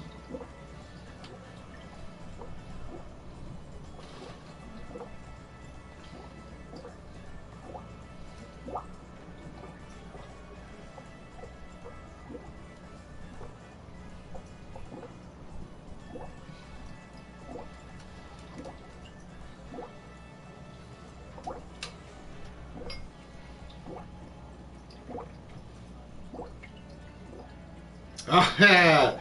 He's playing it safe. All right. So again, if you're going 50, you can choose any category because you're basically using one of the wild cards.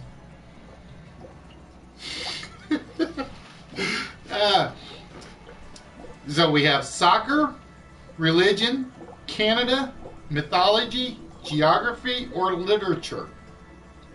Whispers to Fish mythology, LOL.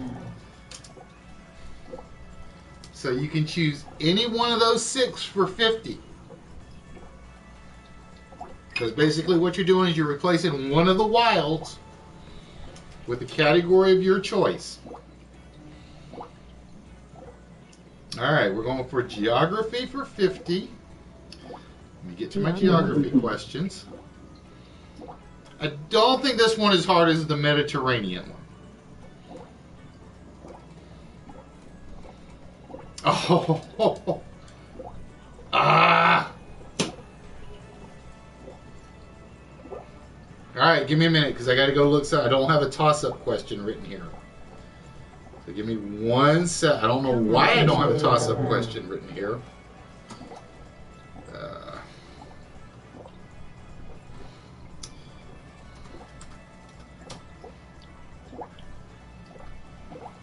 Wow. That, I don't know why I don't have a toss-up question written on that one.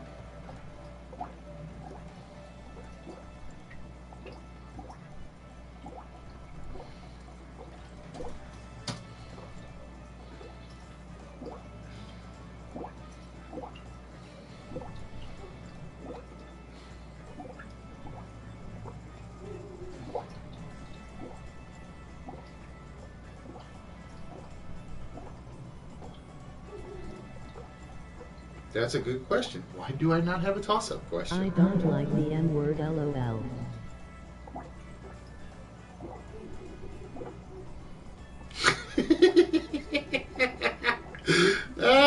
You and Roy are going to have differences. All right, give me 1 minute. Because I have to... See, mythology didn't need a toss-up question, LOL. Give me 1 minute while I get the toss-up question pulled up here.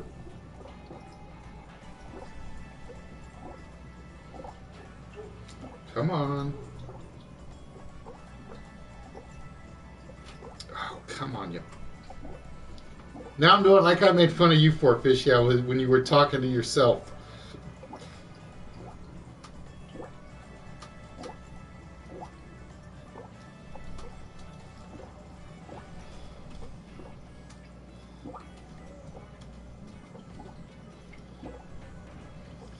And scary part is Fish might actually like this category.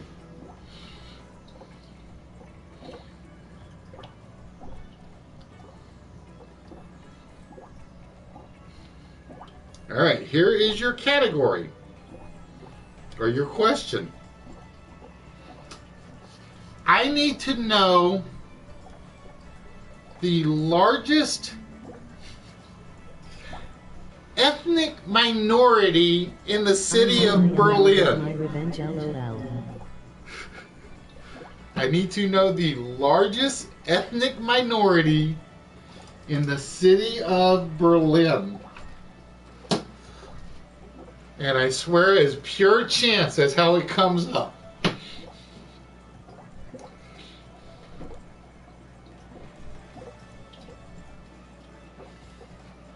So this is a toss-up question to everybody. The largest ethnic minority in the city of Berlin.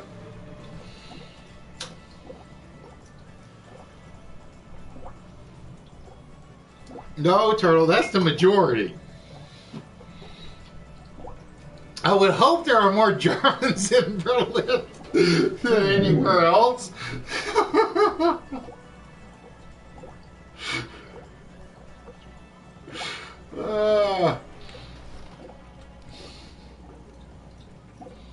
The largest ethnic minority in the city of Berlin, Germany.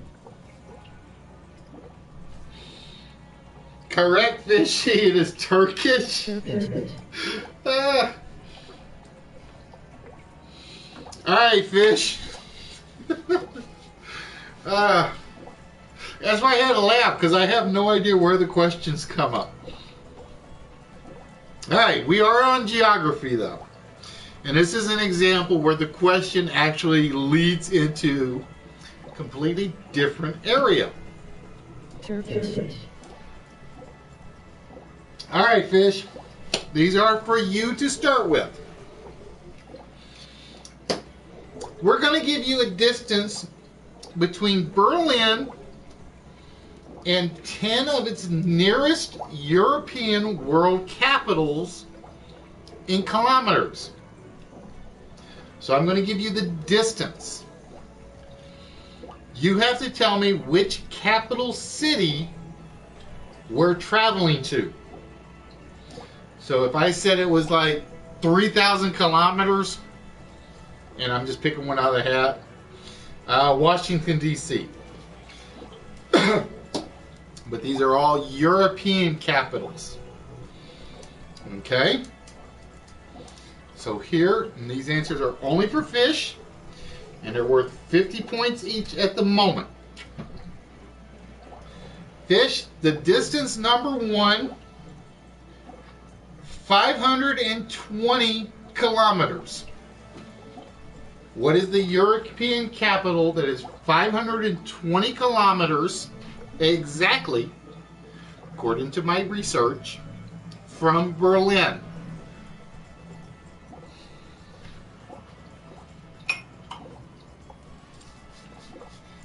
Which European capital is 520 kilometers from Berlin, Germany?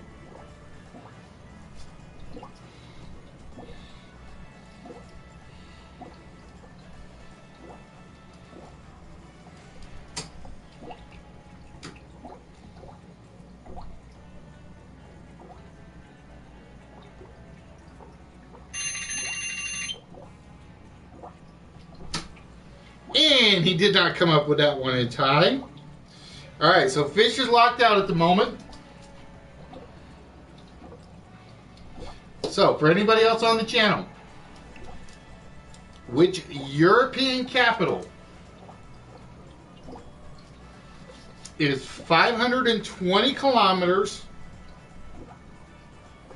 Correct, Mark. It is indeed Warsaw, which means you control the list. Oop, don't start the timer yet. Warsaw. All right, as you got the toss-up on the list, or you took control, it is your choice. Do we continue with this question, or do we jump to a different category or a different spin?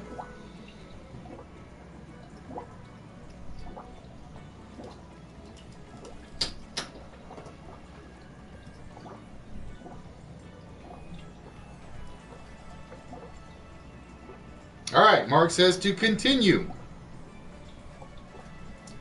Oop, don't start the timer yet, Mark. All right, Mark. 280 kilometers. 280 kilometers. Continue. LOL.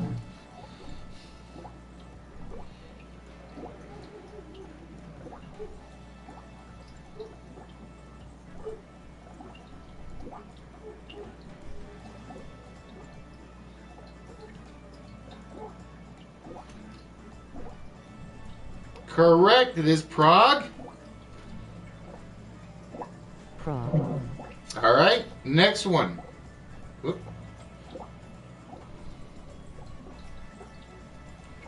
356 kilometers.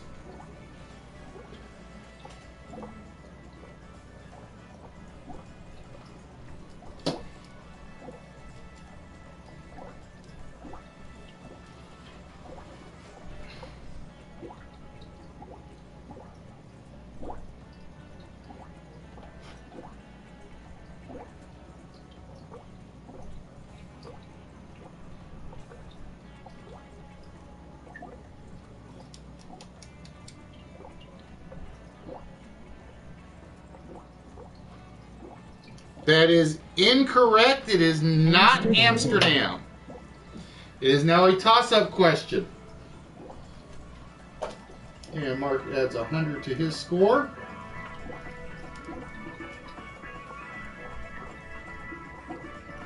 $356 kilometers. Mark is locked out. Anybody else can answer.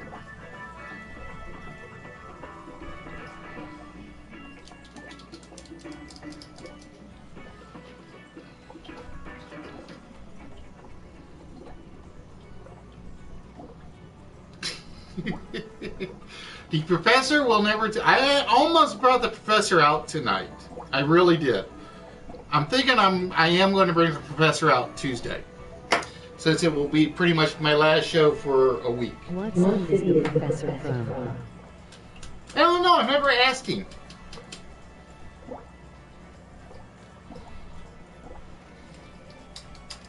All right, so Mark is locked out. We are looking for the city that is the European capital.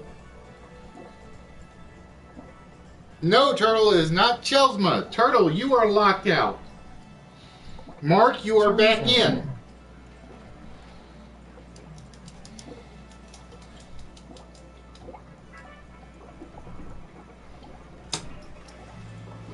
I never asked the professor where he's from. No, on the professor will say New York.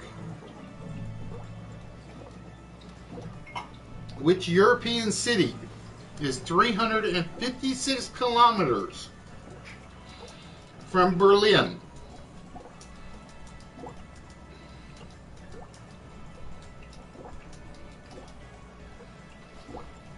And again, whoever gets this has the choice of continuing the list or jumping to another spin. Give him food and he'll tell you LOL.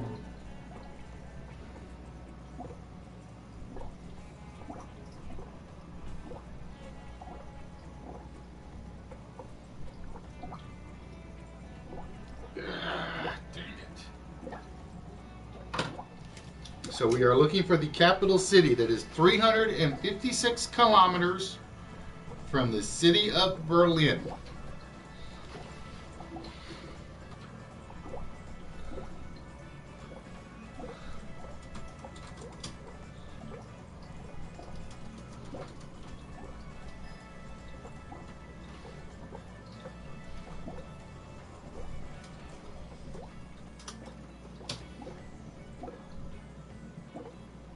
Copenhagen. Correct, Fishy. It is indeed Copenhagen, which means you control the board. The question is, do you want to continue with this list or do we go to another spin?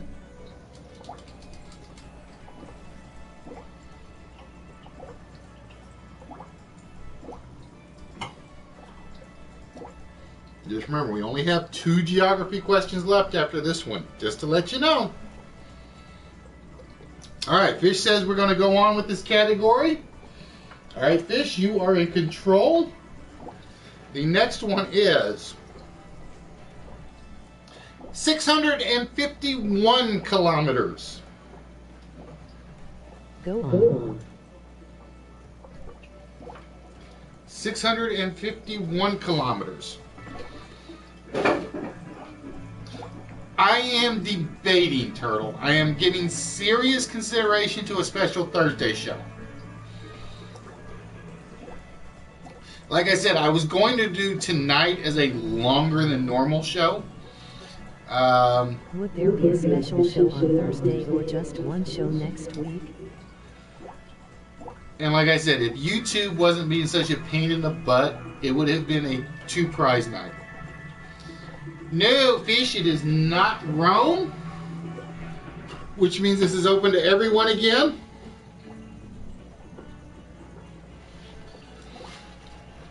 Rome. So we are looking, what did I say? 651 kilometers. Correct, Mark. It is indeed Brussels.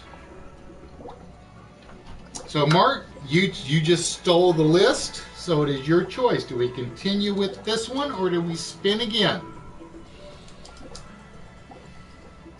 Brussels. Brussels.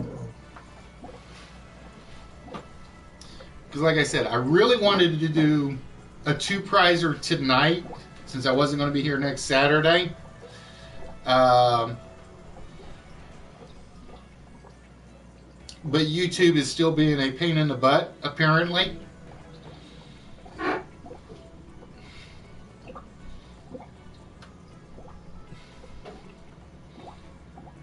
Which kind of like threw me off because I really thought they fixed their problem.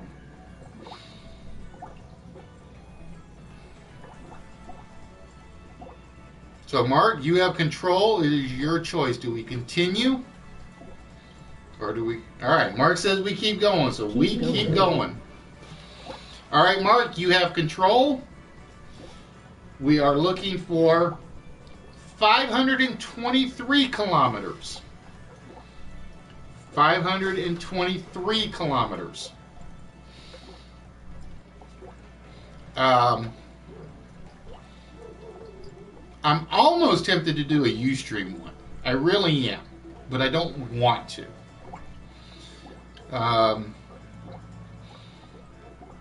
Because like I said, tonight, because I'm not going to be here next weekend, I wanted to do a 2-prize option. Correct, Mark. It is Vienna. All right, so that's another one for you. Next, we have 691 kilometers. 691 kilometers. So what I may do on Thursday is I may do like the list small prize giveaway. 691 kilometers, Mark. Since it's Valentine's Day, I probably do like a bunch of the smalls, but I haven't decided 100%. 4 seconds, Mark. Ah, time ran out on Mark, so it's open to everyone again. We have 691 kilometers.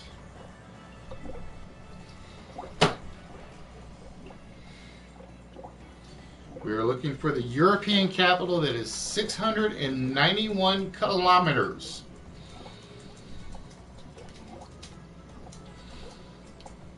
Pass. And usually when I do the smalls, or the one I was thinking I was doing on the smalls would be like all the keychains and stuff. I may throw something in there. I don't know yet.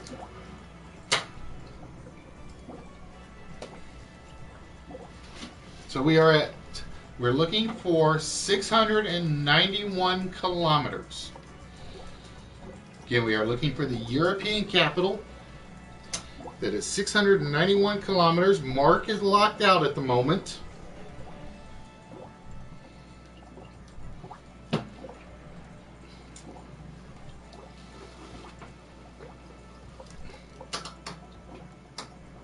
Basel? Basel. No, that is not correct, Turtle. I don't even know where Basel would be. All right, Turtle, you're locked out. Mark, you are back in.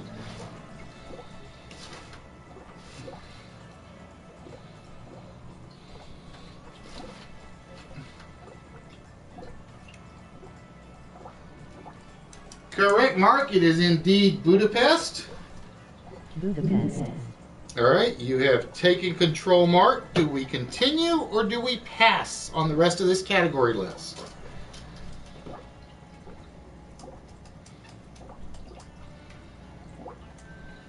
I will say there are 1, 2, 3, 4 more left on this list.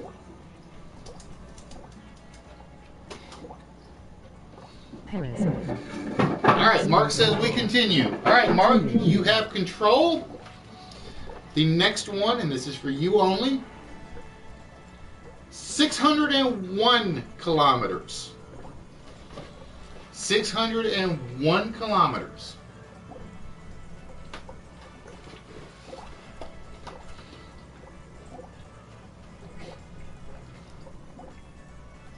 So again, we are looking for European capitals.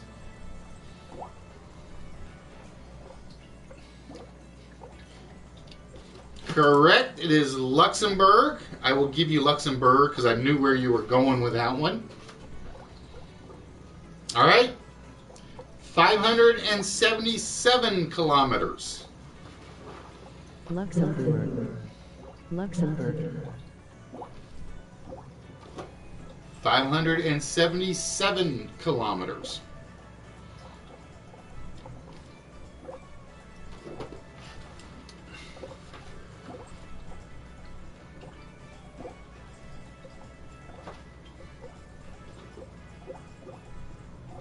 Correct. Indeed, Amsterdam. Next on the list, 658 kilometers. 658 kilometers. Mark?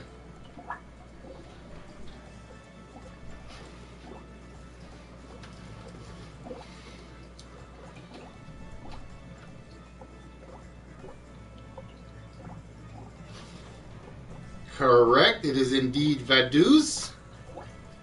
And finally, the last one on the list, 554 kilometers. 554 kilometers. Vaduz. So yeah, like I said, Thursday, I'm definitely considering doing. I'm definitely considering it. Correct, Mark. Bratislava. So with those 4, that's 200 more. Sesame Street LOL. Bratislava. All right, right now, Turtle has 700, Fishy has 650, and Mark is at 1150. All right, and we cleaned out that one, which means we're going to reset the spinner because we don't have a choice. And here is the categories, or category, we shall see. It's only a 25-point question regardless. All right, Mark, your choices are geography, literature, or mythology. We have geography,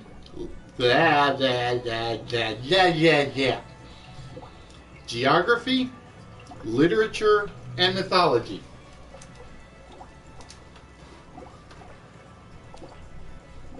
All right, he's choosing literature. All right, the toss-up question is worth 25. Give me a minute while I find my literature category here. Literature. LOL. All right, this is a toss-up question, so it's open to everybody for 25 points.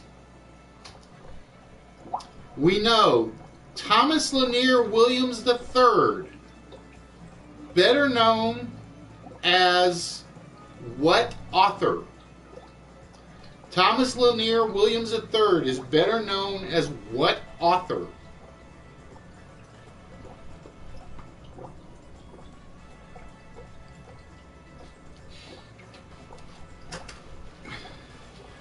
But yeah, like I said, I was trying to save the list one till the year anniversary, since that's how we started. Correct, Mark. It is indeed Tennessee Williams. Let me get the numbers written down correctly here.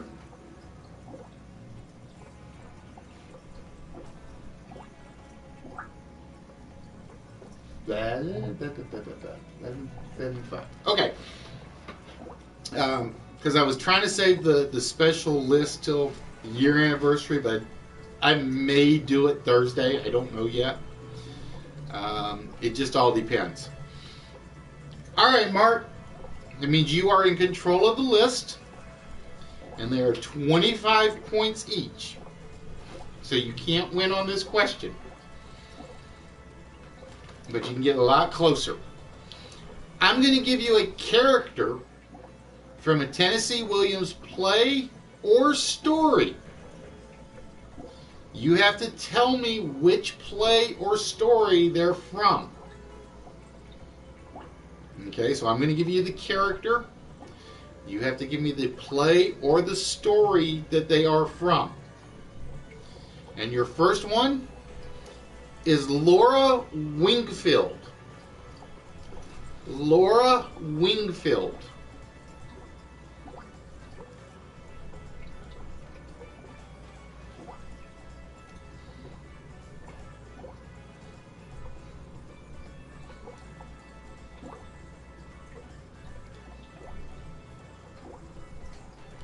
Laura Wingfield is from which Tennessee Williams play or story? That is correct. She is from the Glass Menagerie. All right, here is your next one, Mark, because you still control the board. Carol Cuthbert. I think I pronounced this right. Carol Cuthbert. Cuthbert. Glass Menagerie. And again, folks, I will pay attention more to the chat, the YouTube chat when I'm doing the list, the sub questions. Carol Cathair.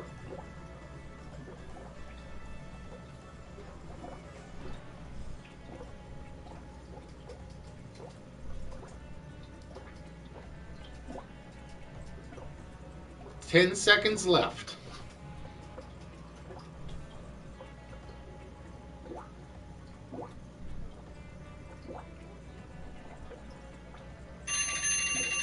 And the timer ran out on Mark. Yeah, didn't get in time, Mark. Orpheus descending. So it is open to everybody else.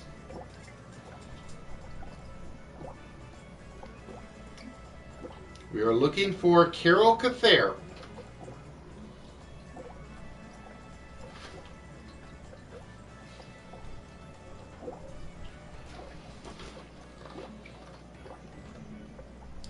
So Mark is locked out at the moment.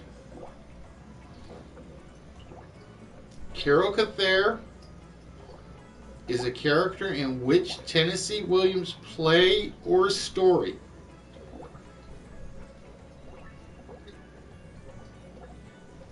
It was like this close between answer and timer. Orpheus descending LOL. And Turtle steals one. Alright, Turtle. You have stolen the category. Do we continue? Or do you choose to spin again?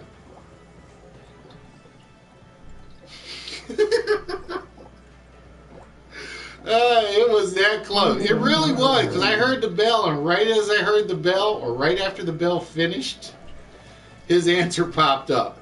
I mean, it was like this close.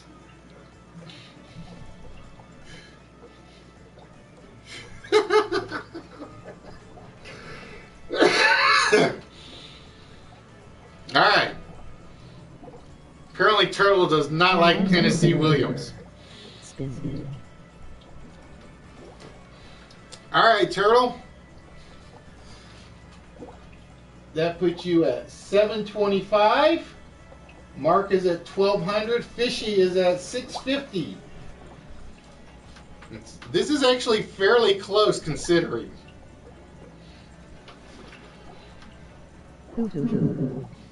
LOL. Alright. Turtle, your choices for 25 points. Religion, literature, or Canada?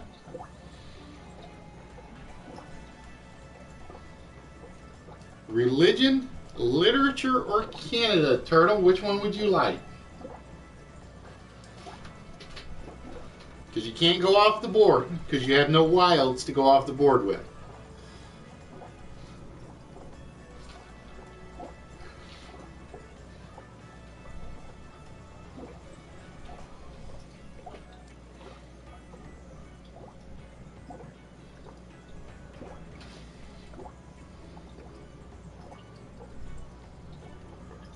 See, now the good news is all I have to do is like, no wilds. Who do you think you are, Roy? Good news now is I can sneak that question back in because only two of the questions came off, and I'm pretty sure I can find more Tennessee Williams characters.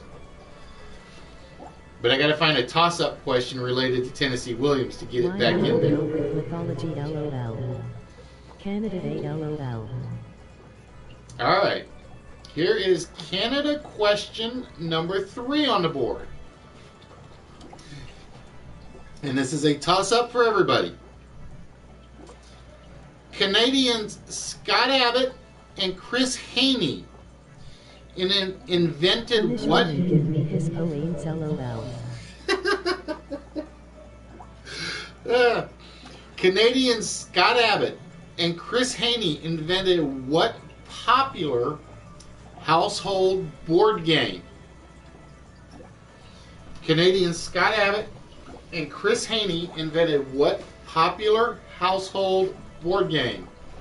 Trivial Pursuit. Correct, Mark. It is indeed Trivial Pursuit, which means you are in control of the list. I hate using the word list, but you are in control of the sub-question. Let's use the sub-question. All right, so here we go. Canada has had its share of great inventors and great inventions. I'll give you the name of the inventor and the year of the invention. You have to tell me what the invention was. Okay? So I will give you the inventor. I will give you the year of the inventor. You have to tell me what the invention was. I thought it, sorry, LOL. So Mark, here is your first inventor and year. George Kine in 1952. George Kine in 1952.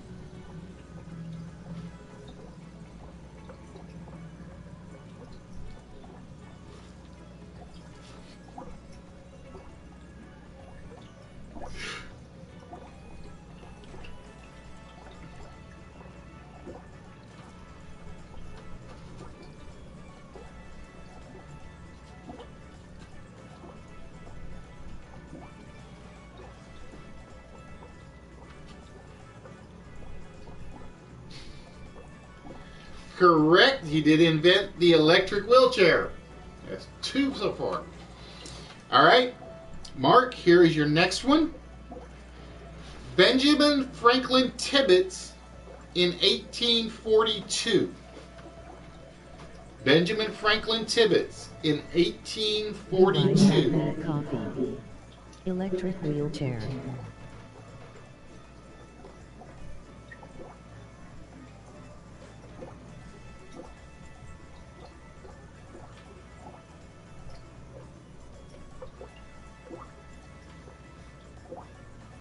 Benjamin Franklin Tibbets in 1842.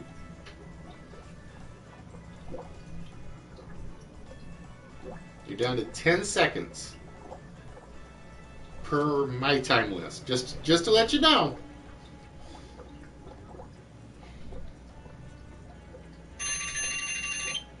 And the timer rings out. So Mark is locked out now. And it is open to everybody else. We have Benjamin Franklin Tibbets in 1842 invented what? So Mark is locked out, and whoever gets this controls the sub-questions and whether or not we go to stick with the category or a different category.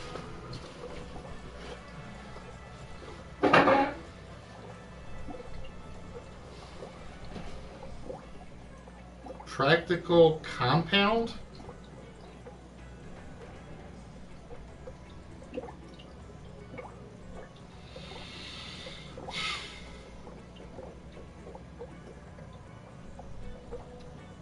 Practical compound. Marine engine. All right, I'm going to give you that one, Fishy. Just because the second part came in fast enough to go together. I am going to give you that one. Because I was going to say, if it took a little longer, I was like, I don't know about that. It was actually the compound steam engine, but it was used for marine boats.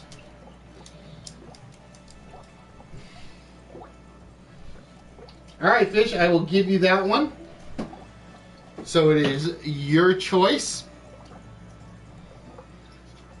Do we stick with the Canadian inventors questions, or do we spin again?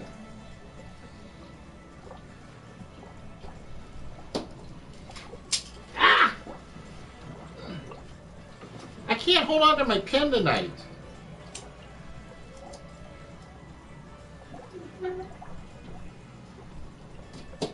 All right, Fish says he goes on. So, Fish, you control the list or the sub-questions. Here is your next one. Jacques Plant, I think I'm pronouncing the last name correct, In 1959. Jacques Plant in 1959.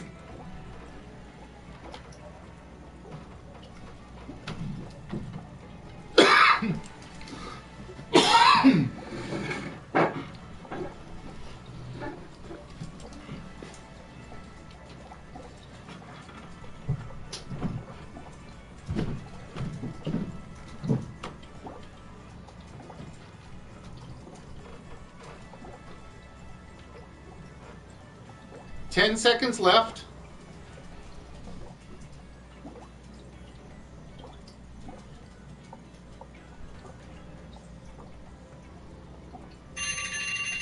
And the timer goes off on Fishy. Alright, so anybody can jump in.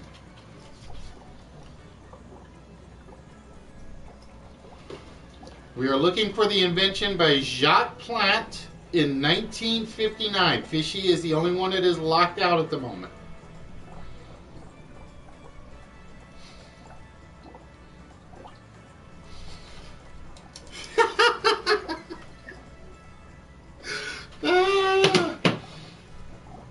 Correct, Mark. It is the goalie mask. Hockey goalie mask. I know it.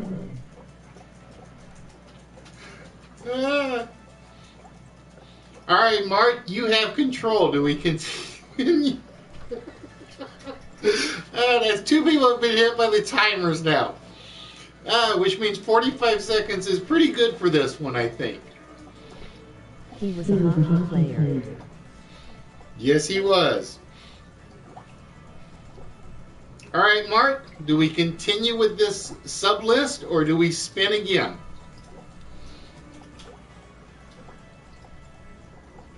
All right, Mark says spin again. He wants to get away from the Canadians. He wants to get away from the Canadian. Okay, back. All right, that puts us at $6.75 for fish and $1,400 for Mark. All right, Mark, here are your category choices.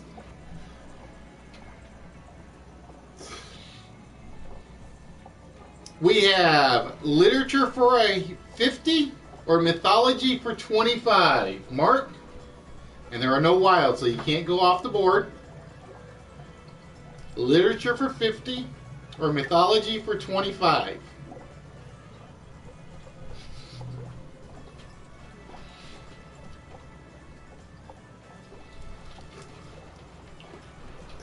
See, I'm amazed. Turtle's been stuck at 725 for a while.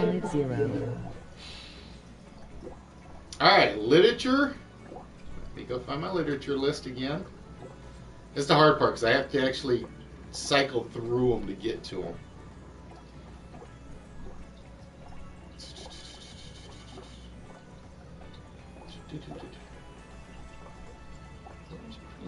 My literature list.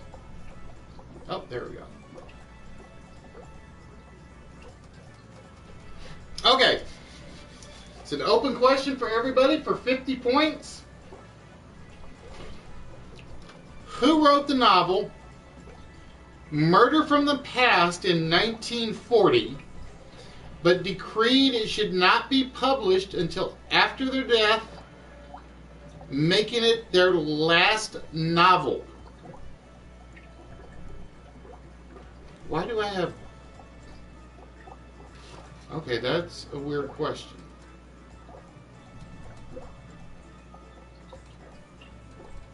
I don't know if that's a novel or not then, because... Roy fell asleep, so I'm on my own, LOL.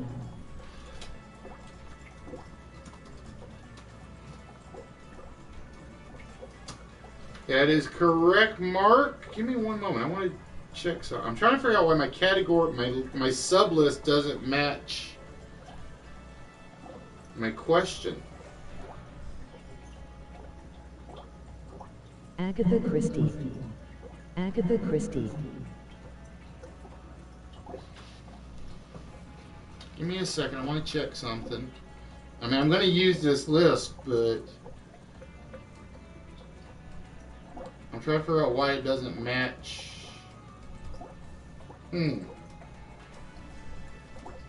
Usually they're related. For some reason this one is not. And I don't know why.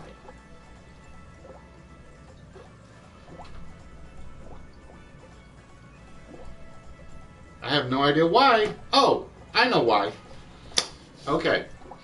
I just saw the key word and it's like... Okay. Mark, you have control of this sublist. And again, so now we know Murder from the Past is Agatha Christie's last novel. And that's why I'm emphasizing the key word. Well, we're going to go with lasts. I'm going to give you the last line of a poem. And I want you to give me the poem. I was sitting there trying to figure out how these were related. And it's like, read the question. And it's like, oh, light bulb. All right. So, we're talking about famous lasts, such as Agatha Christie's last novel. So, Mark, I'm going to give you the famous poem by its last line. You have to tell me the name of the poem, or the title of the poem. Don't want the author, I want the actual title. Okay? So here is number 1. Shall be lifted, nevermore. Shall be lifted, nevermore.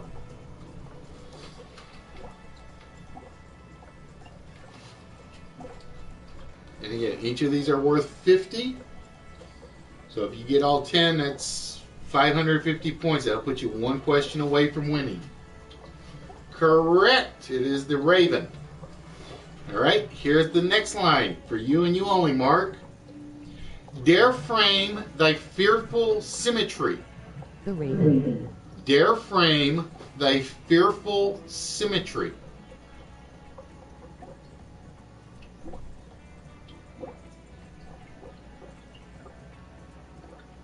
Take the Panthers. That's all I'm going to say. Take the Panthers.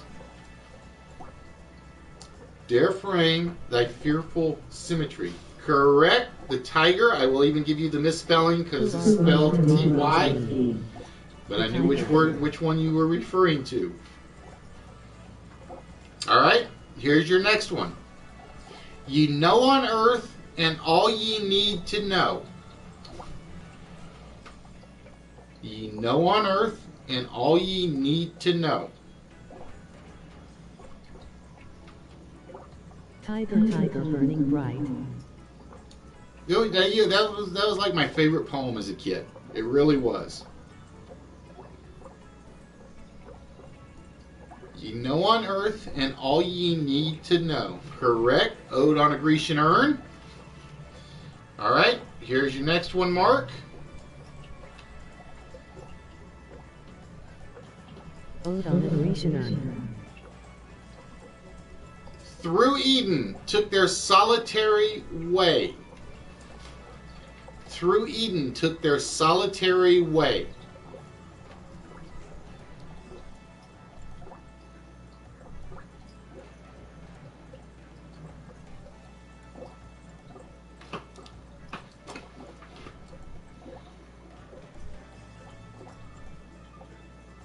Through Eden took their solitary way.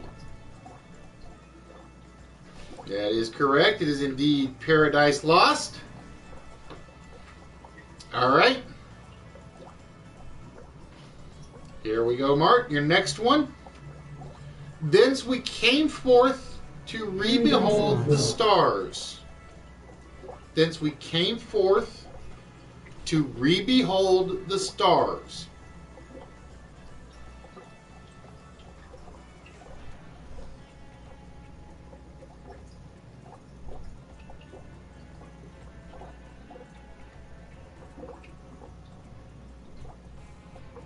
Thence we came forth to re-behold the stars. That is correct. It is indeed Dante's Inferno. Now, this next one you're going to have to forgive me because the pronunciation's a little weird. And the Mome Wrath's Outgrabe. And the Mome Wrath's Outgrabe. Dante's Inferno. I'm more interested in the new commercials, lol. Yeah, me too. Because like I said, the only reason I'm pulling for Carolina is because it's like my boys lost to them twice. That's why I'm wearing the jersey and the jacket just for tonight. That is correct. It is indeed the Jabberwocky. All right. Jabberwocky. Here we go, Mark. Your next one. So long lives this, and this gives life to thee. So long lives this, and this gives life to thee.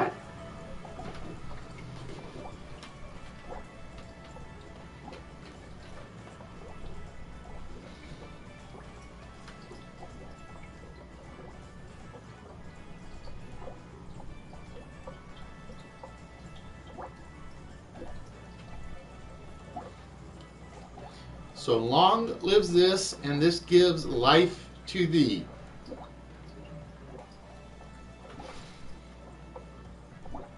Correct. It is indeed Sonnet 18. That was the trick one because it was like I would not just take sonnet. By Shakespeare. You had to be specific on that one.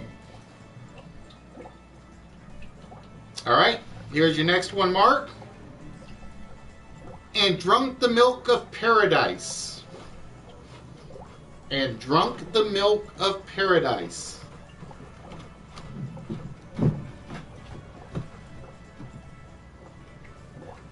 Shall I compare thee to a summer's day? I hated having to memorize that sonnet. I really did. Because I don't even think it was his best. I want to say 32. But no, I can't remember off the top of my head. Correct. It is indeed Kubla Khan. All right. The last line of this one, Mark. Noble 600. Noble 600. Well, I thought about it for tonight, but it's game show night, so I kind of passed on that. If I had thought about it, I would have done it Tuesday. Because I had one that was a 600. Or not a 600, because wrong thing. Correct, Mark. Charge of the Light Brigade. I think Mark knows his poetry. And finally, Mark, the last one on the list. Fallen, cold, and dead. Charge of the Light Brigade. Fallen, cold, and dead. But yeah, like I said, I was going to do one for Super last Tuesday, and I had already done one because I was doing. What did I do? I did Superman versus Batman one, I think.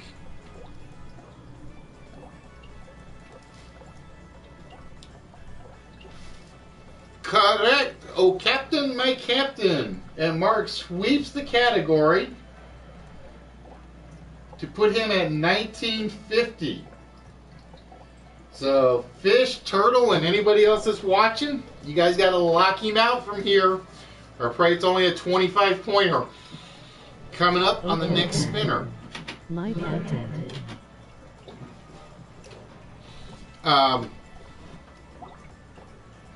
Yeah, because I had originally planned on doing one Tuesday for Super Blank, and I realized I'd already done one for the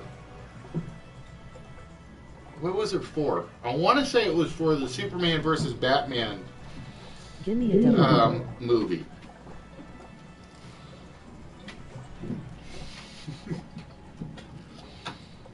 And we give it a second to come up. Oh! Okay, we have Religion for 200, Mark, or you can go off the board for 100, not 200. Duh. Religion for 100, or you can go off the board for 25. Or you can do any amount under 100 for Religion. So you can do 25, 50, or 100 for Religion, or you can go off the board for 25.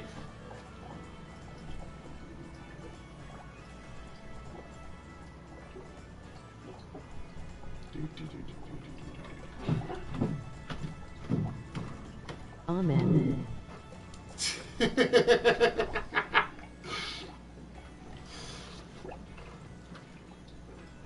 All right, Mark says religion for 50. All right, so if Mark gets the toss up, the game's over. Mark has won. Religion for 50. So fish, turtle, and anybody else on, you got to be quick on your trigger fingers. 50. According to the Quran,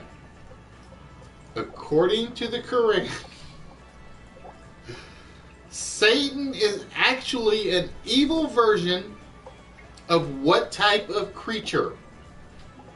According to the Quran, Satan is actually an evil version of what type of creature? Mistaken mythology for 200 LOL.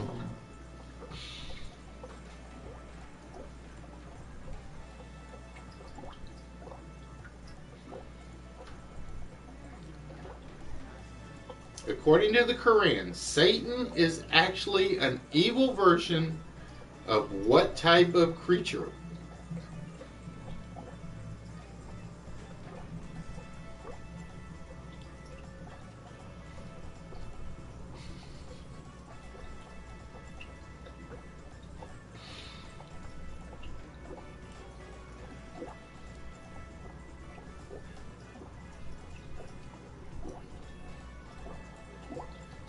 But yeah, I'm actually pulling for Cam a little bit. Like I said, I'm pulling more for the NFC South, because if the Carolina wins the Super Bowl, it makes the South look better, and then my team looks a little better despite their bad record. According to the Quran, correct, Mark. It's actually a genie. I would have taken genie, jinn, or surah. I would have taken any of the three. Satan and all the angels are really genies, jinns, or surahs. Any of the three would have been a valid answer for that one. So congratulations, Mark, for the second week in a row. You snuck in there. It was actually a lot closer than you guys would think by the score, up until the poetry category. It really was, because up until the poetry category, when Mark ran away with it, because he scored 550 points on that category. It was really close until that one. All right, Mark, that means good news for you.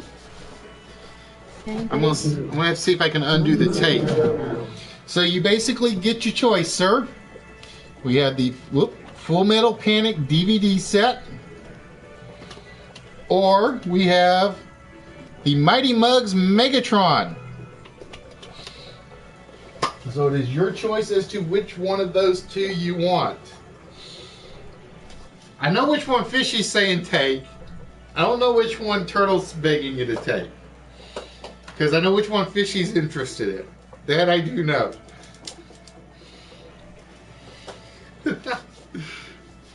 So again, Mark, it is your choice. We have the Megatron Mighty Mugs, or the Full Metal Panic. It's not Full Metal Alchemist. Congrats. All right, Mark. Megatron is yours. We are going to drop Megatron.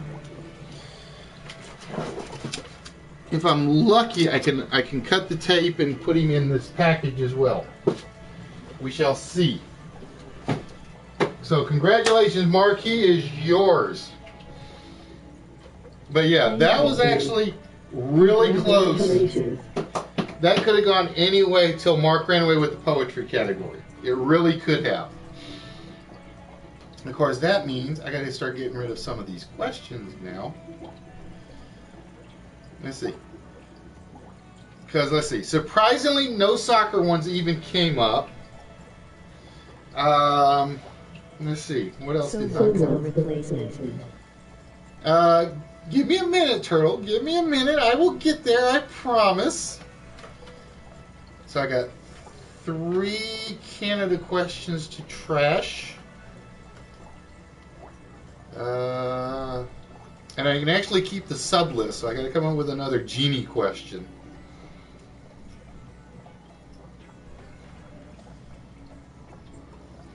Alright, let's see. The replacement for next week. Like I said, well, actually, it will be 2 weeks, because, well, it depends on what I end up doing on Thursday. It really depends on what I'm doing on Thursday. Like I said, Fish, I appreciate it, man. Like I said, my Saturdays I love. I basically sit back and I listen to... Great show, they say great entertainment. I listen to Fishy play 80s music, my kind of music, the stuff I love. All day Saturday, I work on the game, then I come in and broadcast Saturday night.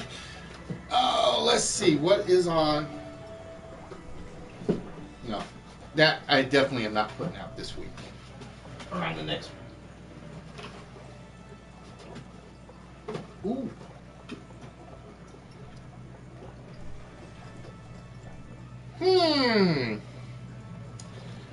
That means I got a choice. I have a choice now. What do I do for a giveaway? Oh no, I don't throw away the category. I throw away the questions that get used. Turtle. Mythology, it's an awesome category. Alright, ladies and gentlemen, the replacement. To replace Megatron. It'd be funny if I actually had the figure that would have replaced Megatron, since, well, we know who Megatron is in the National Football League, right, guys? Calvin Johnson. But I don't have Calvin Johnson. So the replacement piece will be the McFarlane Toys, or McFarlane figurine, Marvin Harrison piece. Ta-da! So that will be the replacement one. That's what actually came up. I pulled up Start Screen, but I don't do. If I gave away Mighty Mugs last week,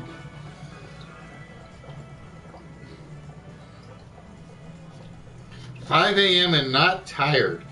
NyQuil. NyQuil always works. Like I said, blame YouTube. Because like I said, if YouTube was going to behave, I was going to do a really long show tonight. I really was. Nice. Well, see, the thing was, once I pulled that out, I had to decide whether or not I was going to stick with the Marvin Harrison one, or if I was going to do... Where'd he go?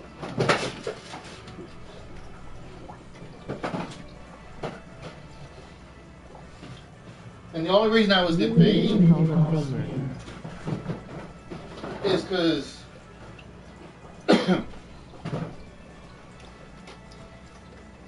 because Gretzky was actually sitting. Gretzky's been sitting in the pile longer. Plus, he comes with the hockey puck. So it was like I was debating whether or not to pull Gretzky out instead of Harrison. Because I think I've only had Harrison up for in the pile for 2 weeks, I think. And the only reason I've actually been picking up McFarlane pieces is because HBK asked me to pick up sports pieces. So again, guys, if you have something you want me to go looking for prize piles, let me know, and I will go look for it. Don't guarantee that I will get them, but I've actually started looking for sports figures because HBK asked me to. The dragons are because of HBK.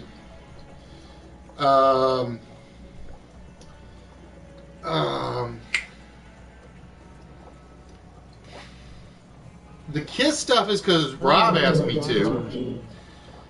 I'm still trying to find movie posters or rock posters because Rob asked me to do rock posters. I'm thinking I can do the rock posters on the smalls, and I should be able to get them for reasonable prices.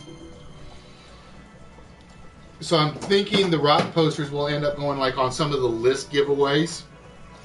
But the only guy I had found so far that had any miscellaneous rock posters were all in pretty folded up shape, and that didn't work. And I don't know how to flatten the posters, or I would have picked a couple up.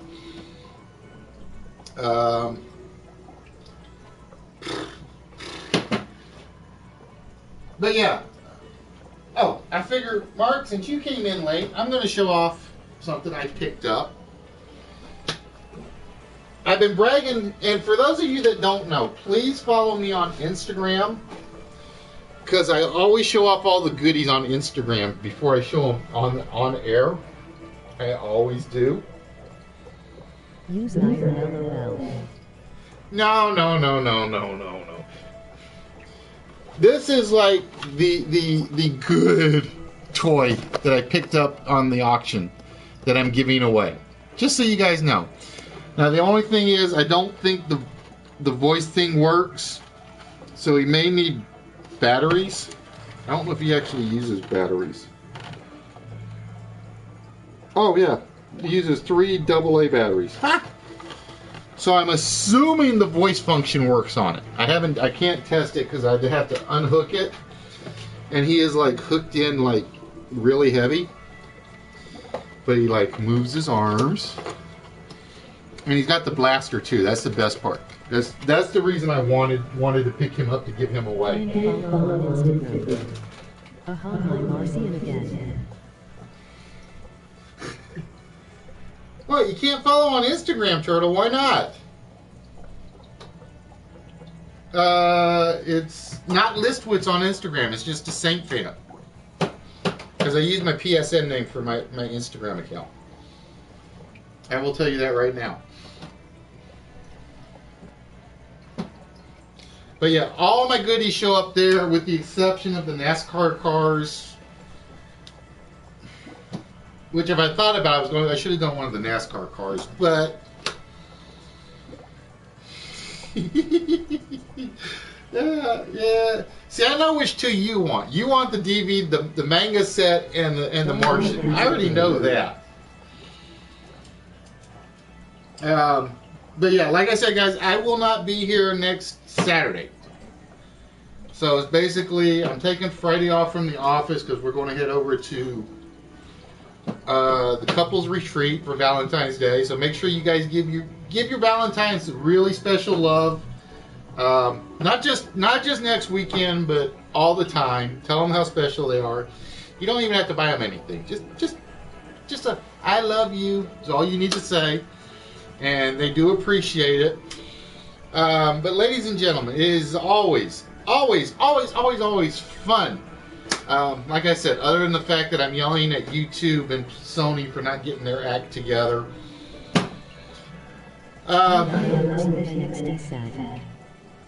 Like I said, I may do a Thursday broadcast. I'm not going to guarantee it. I may even do... No, I'm not going to do a Ustream broadcast. I can't bring myself to doing it. I can't. I cannot see myself jumping back to the nightmare that is Ustream. I can't do it. No! So yeah, I may do a Thursday broadcast. It may be something. It may be a list with the smalls. So it'll be one of those chances where if you guys are watching, and you guys can't pull something out on the big game. Oh crap! I totally forgot about that. Thank you, Turtle. I wasn't even thinking. No. Ooh, I gotta figure out what I'm gonna do for the vault. Oh, that's a good question. I did not even think about the vault tonight. Shame on me.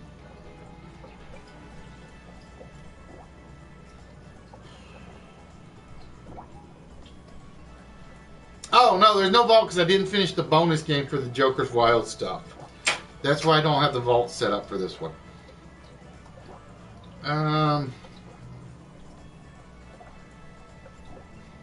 Me too, will be sign no Saturday show. Well, tell you what. Since Fishy's usually done before I'm on, I'll give you guys a guy to go watch on Saturday. go watch Ron Mexico, just for the fun of it. Oh, dang, that's a good question. I did forget about the vault, didn't I? Ugh. And I don't think I had anything planned.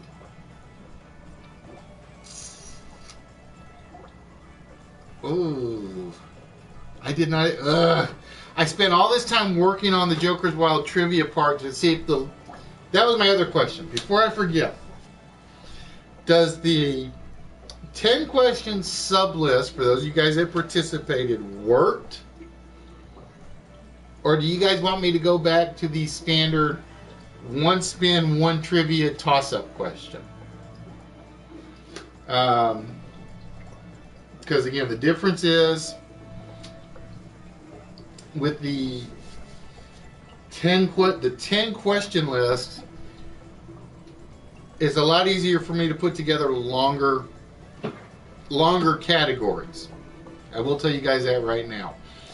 Whereas with the one spin, one trivia question, those categories are never going to get pushed through. It's basically, I've got like, as you guys can see, just on the poetry alone for the literature, that was 10 of those.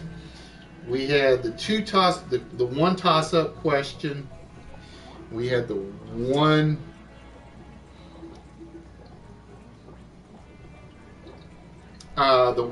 Tennessee Williams question, the 2 Tennessee Williams toss-up questions. So since you won't be here, will the professor or MRE be here? No, they won't be here Saturday either. Because basically the studio will be in the dark, and they do not, if it's in the dark, they can't sneak in. I was going to be Blind Eye Jack out tonight, but I was like, I sitting there and I got Blind Eye Jack ready to go, and then I'm thinking it's Super Bowl day. I got to wear something football-y. But yeah, guys, because I will be honest, this was a test of sorts.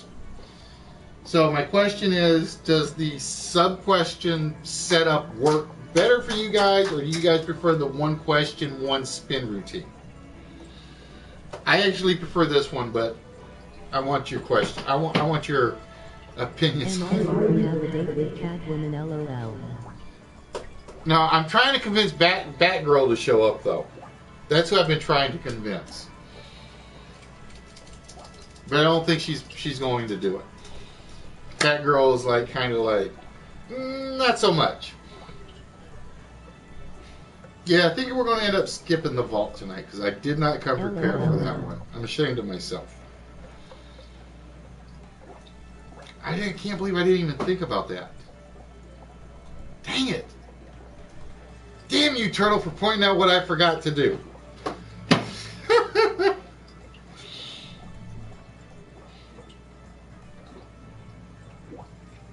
Oh, well, that's the way it goes sometimes. That's the way it goes sometimes.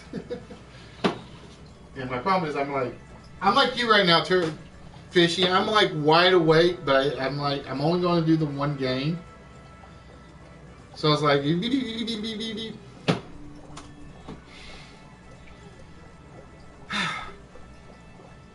plus I got stuff I do actually have to do.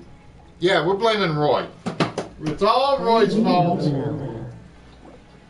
Either that or I'm blaming YouTube. Or Sony.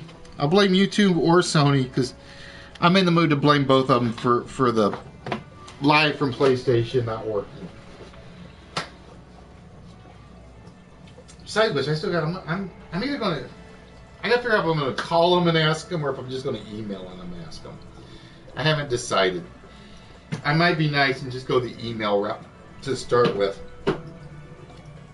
But ladies and gentlemen, it is now 9:51, so 9:53. Well, one says 9:53, one says 9:54. So we actually pulled it off. We did this in two... Well, actually, we went a little long. I can live with that. I can tell there's going to be a lot of this episode being clipped at the end on YouTube just for the fun of it. Ladies and gentlemen, my name is the Saint Fan, otherwise known as Professor Von Quizzlestein, otherwise known as Edward Nigma, or Blind Eye Jack, or take your pick of the nicknames. Take your pick. They all count. They all fit.